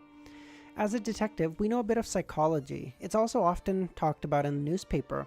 What I don't understand is why you didn't have a dream until today." Klein didn't lie about his interpretation, but he didn't reveal the true reasons behind it. Aaron opened his mouth and said, "I was in too much of a hurry just now to forgot to mention something. He took out a leather wallet and a fairly exquisite folded paper crane. After realizing that Will and his family had moved away, I remember that he had given me this before he left the hospital. He said, "Doctor, this will bring you luck." I didn't pay much attention to it and casually threw it in the office drawer. After parting with you last night, I went to retrieve it and put it in my wallet. As a result, I had that nightmare. Klein looked at the paper crane and said, "Dr. Aaron, it looks like Will didn't deliberately bring you bad luck. He made up for it later. The paper crane invented by Emperor Roselle is meant to act as a symbolism for wishing you well. Besides, he said it would bring you good luck." Aaron subconsciously asked, "Origami was invented by Emperor Roselle?" "I don't know if it was him, but I think it's probably him," Klein smiled. "Probably." And that is 386. I have never tried origami. It looks nightmarish, and I feel like, I feel like I'd be horrible at it, so I don't bother. Is there any artwork or anything I need to check out?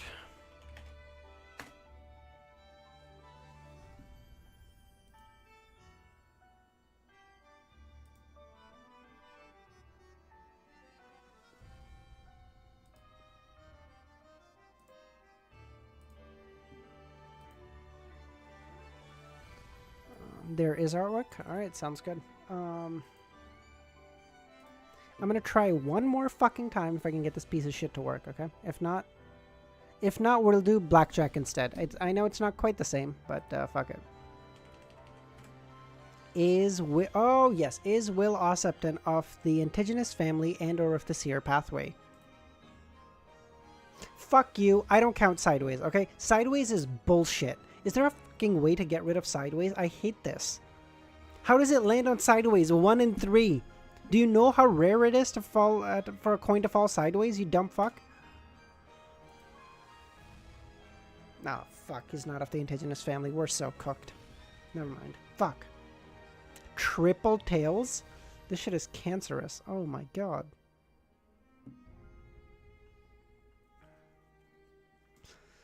Artwork. Sherlock. Old. Your divination just failed. Yeah, fuck that. Dude, triple tails is crazy. Old Kohler. Mike Joseph. Sherlock. Sherlock doesn't have any stubble. What the fuck? It means his level is way too high. Yeah, probably. My god, that is a... Oh my god, you know who this reminds me of? Hold on, hold on, hold on. You guys gotta see this, okay?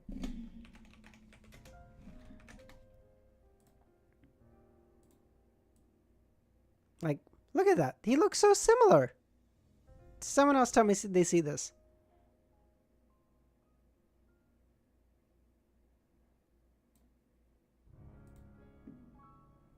That is a very distinguished looking gentleman though. Jeez. I lost so much money on this. Fuck, dude. I lost 4,000. This is cooked.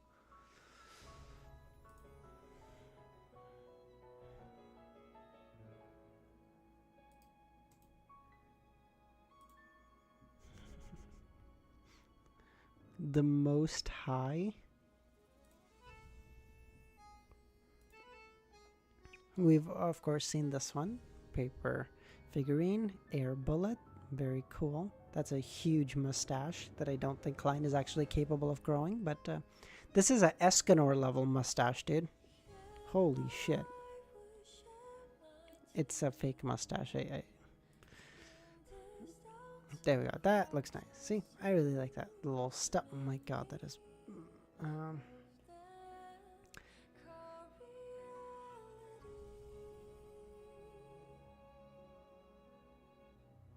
Dude.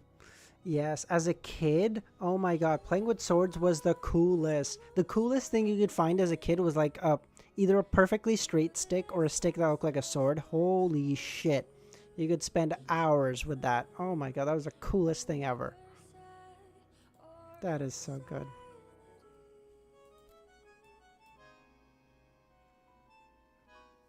Brody.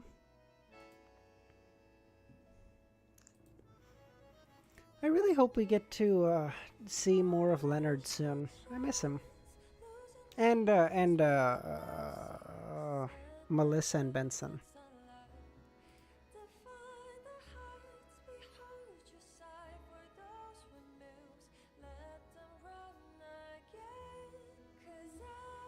Okay. Okay, so I'm going to assume Old Kohler. Someone correct me on this. Sherlock, Miss Bodyguard, of course. I have no fucking idea who this is. Leonard? Is that Don? Who is this? And then this is Melissa, Benson, and Klein.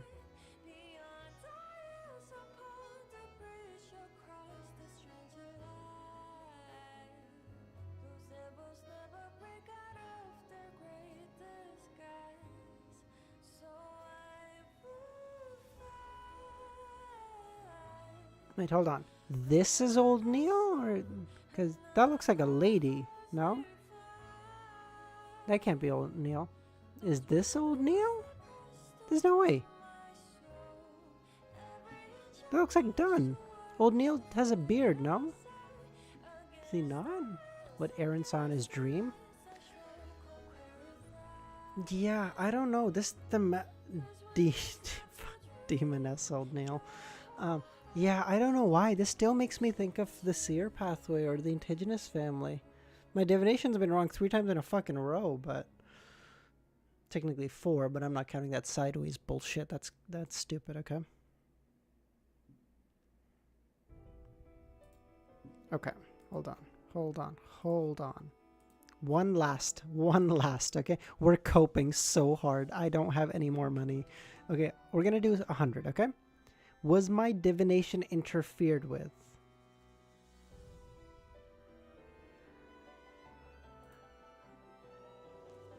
My divination was interfered with.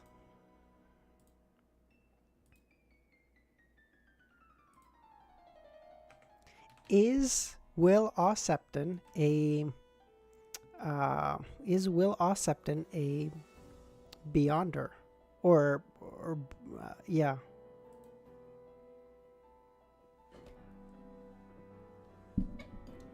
We're cooking. Hold on. There's a chance.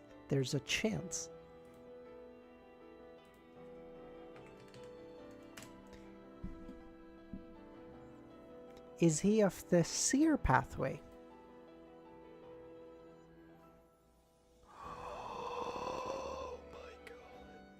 Oh my god, 3 in a row? 3 in a row? There's no way that happens. It's gotta be a result from the divine. Dude, Yark, you don't understand, okay? I played gacha games since I was like 15 years old, okay? Gambling is in my fucking blood, okay? Okay, I'm gonna do 1,000. What the fuck? Not what? Fuck! I didn't mean to do deposit. God damn it, motherfucker. Okay. If this is a fourth heads. No, fuck sakes. Okay, no, okay. I don't. No, okay. You know what? This I don't know. I don't actually know what to believe anymore. Fuck it. Sorry, you said something. Give me a second. Dr. Z said something. Let's do something. The name of all sequences. Like just the sequence 9s, or like just the sequence 9s of all of them, Dr. Z? So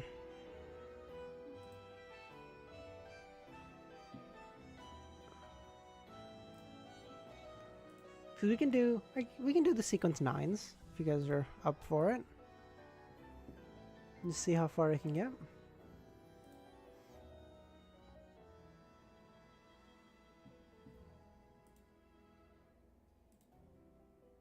If you ask me about like sequence 8s and 7s and all of them, fucking no shot. But like sequence 9s of all of them. What chapter are you on, Wiz? I just yeah. All the ones you know? No, every sequence you know.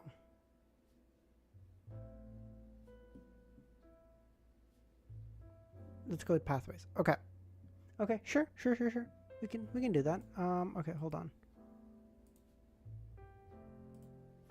Let me pull that up. Hold on.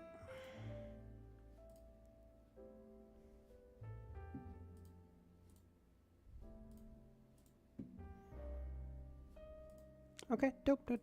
Let's and then this. Okay. So first, we'll do Seer, of course, easiest. We will then do Sleepless. We'll then do what's the one that old Neil had? Oh, for fuck's sakes, you're kidding me, right? You're kidding me. Get it together. Bliss. Is it the Arbiter path? No, Arbiter is... Yes, I think Arbiter... Sheriff is sequence 8, so I think it's Arbiter. Seer, Sleepless, Arbiter, Apothecary, Sailor. Is it...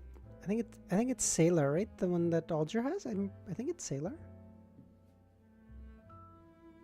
Do I have this wrong? I might be. I think it's Sailor. Fuck it. Spectator. Bard.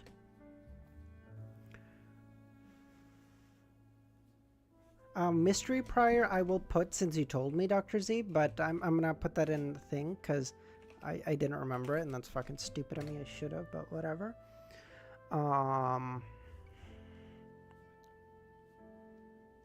Wait, no, Dr. Z, stop telling me. No, stop it. I'm gonna try to see how many of them I can remember. Savant, the one that Roselle had.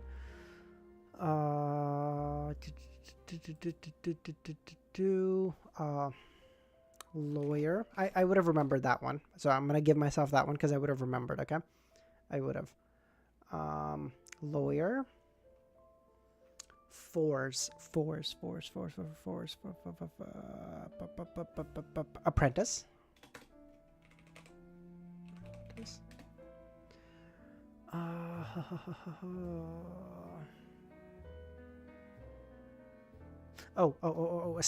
Assassin. Demoness pathway. Is it the warrior one that's the opposite? I think warrior they said is the opposite, no? Is the name warrior? I might have this wrong though. I was gonna modify my code. I'm hearing something strange.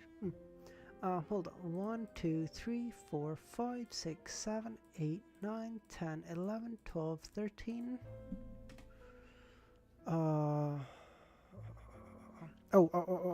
Prisoner. Miss Bodyguard. Fuck, what's a serial killer one? Criminal.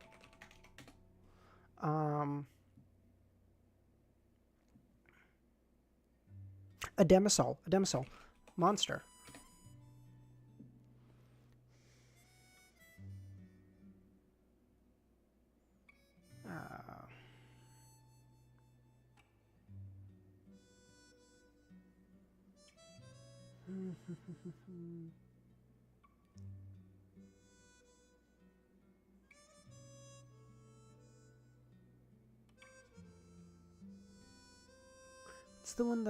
What's the one that,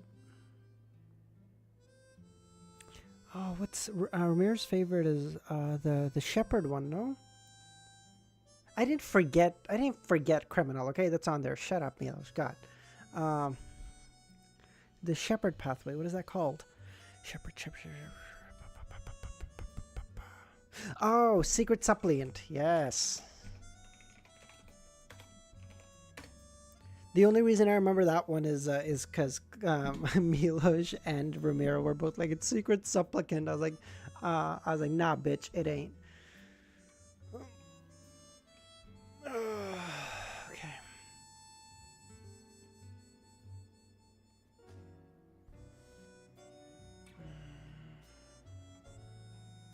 How many are we at? 1, 2, 3, 4. Why don't I just fucking number these? Why am I so stupid?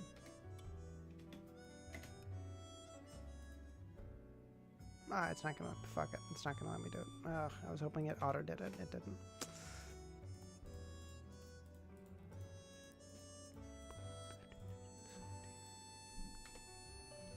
Oh, the girl. I thought she was off the hunter pathway. Derek.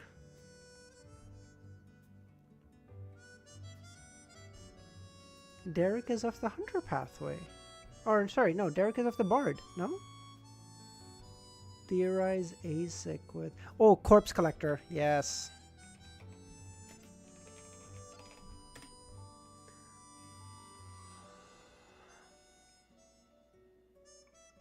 Oh, Dr. Z. Wait, I didn't write hunter? Yeah, I did. Right here.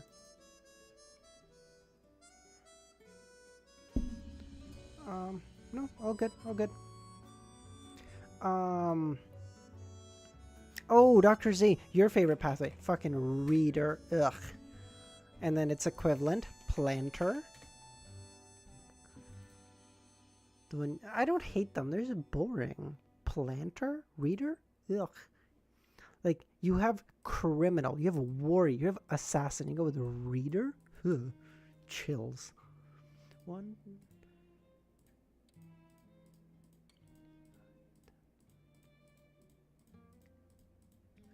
20, 21. I'm missing one. Missing one.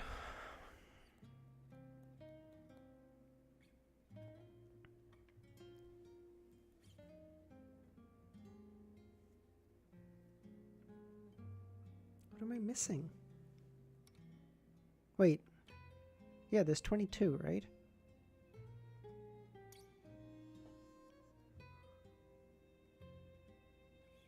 Amon?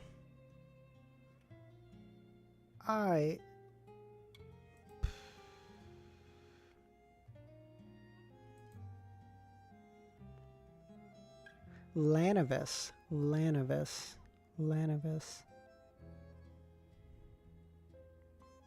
Swindler. Swindler's... Lanavis. Lanavis Lanavis was a swindler, but that was a sequence 8. What's the 9 called? Someone tell me. I don't think I'm gonna get it. Yeah, I don't think I'm gonna get 9. I can't remember it.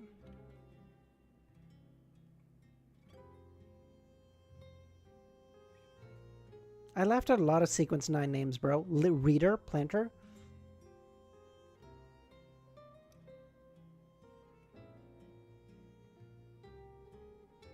Theft.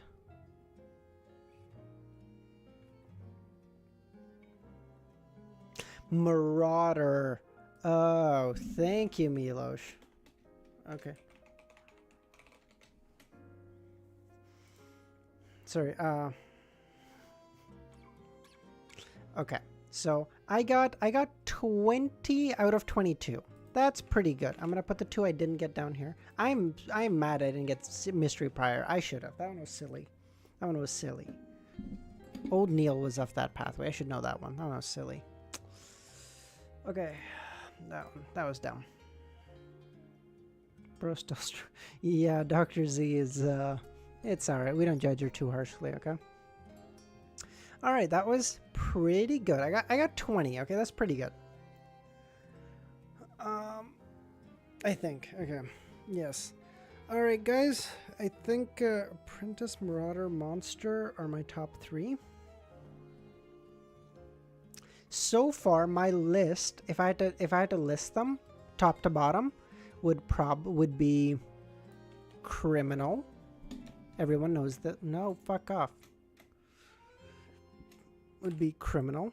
Hey, yeah, exactly. I'm not judging you too harshly.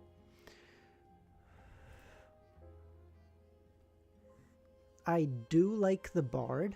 I do really like it.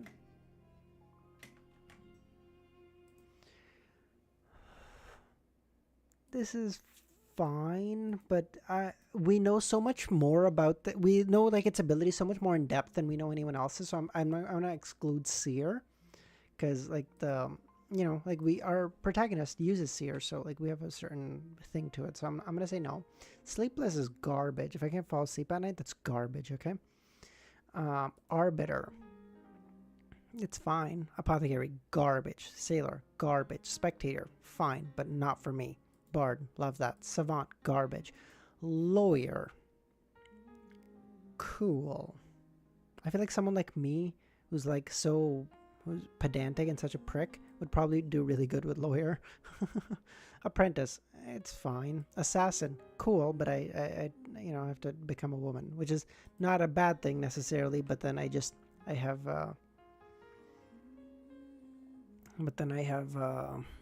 what's the term called again?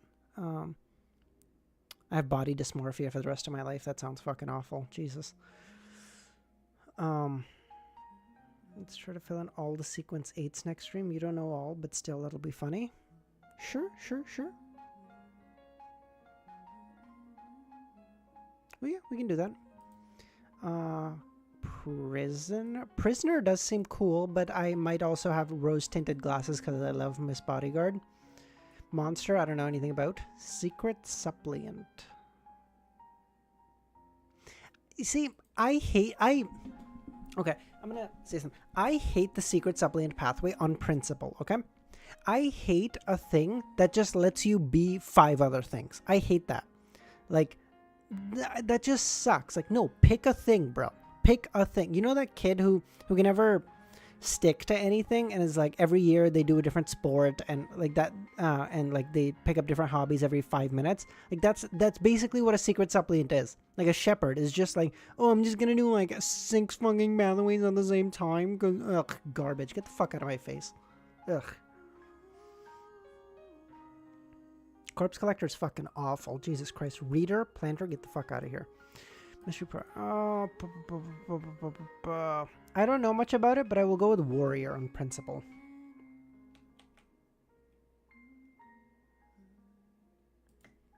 I will probably go with these 3 as my top at the moment. In that order. Jack of all trades, master of none. True. Yeah, I agree that power is awesome. Dude, the power to have like 5 different pathways, or is it 7? I can't remember. Is like crazy good. But fuck that. On principle, I hate that, okay? On principle, I don't like it. Okay, thank you. I think we'll leave stream here, guys. We'll have another stream in like 2.5 hours. 2 hours 15, really. I hope you guys can make it to that one. Give you guys a couple hours to do stuff. I'm gonna go get some breakfast. I'm starving. But Spectator is the way to go. Spectator is a really cool pathway. I just prefer stuff that gives you fighting abilities. I'm sure Spectator does at higher levels too, but like the fact that Audrey's sequence 8, and if someone came to fight her, she would just immediately get fucked, because basically, in terms of physical stats, she is the equivalent of a fucking average person, is crazy. Yeah, so no good on that one. Like, Klein at sequence 8 Clown was like so fucking based, and like Audrey is literally a normal person in terms of physical stats. That's crazy to me. All right, I think we'll leave it there. Thank you so much, everyone. Hope to see you back in a little bit.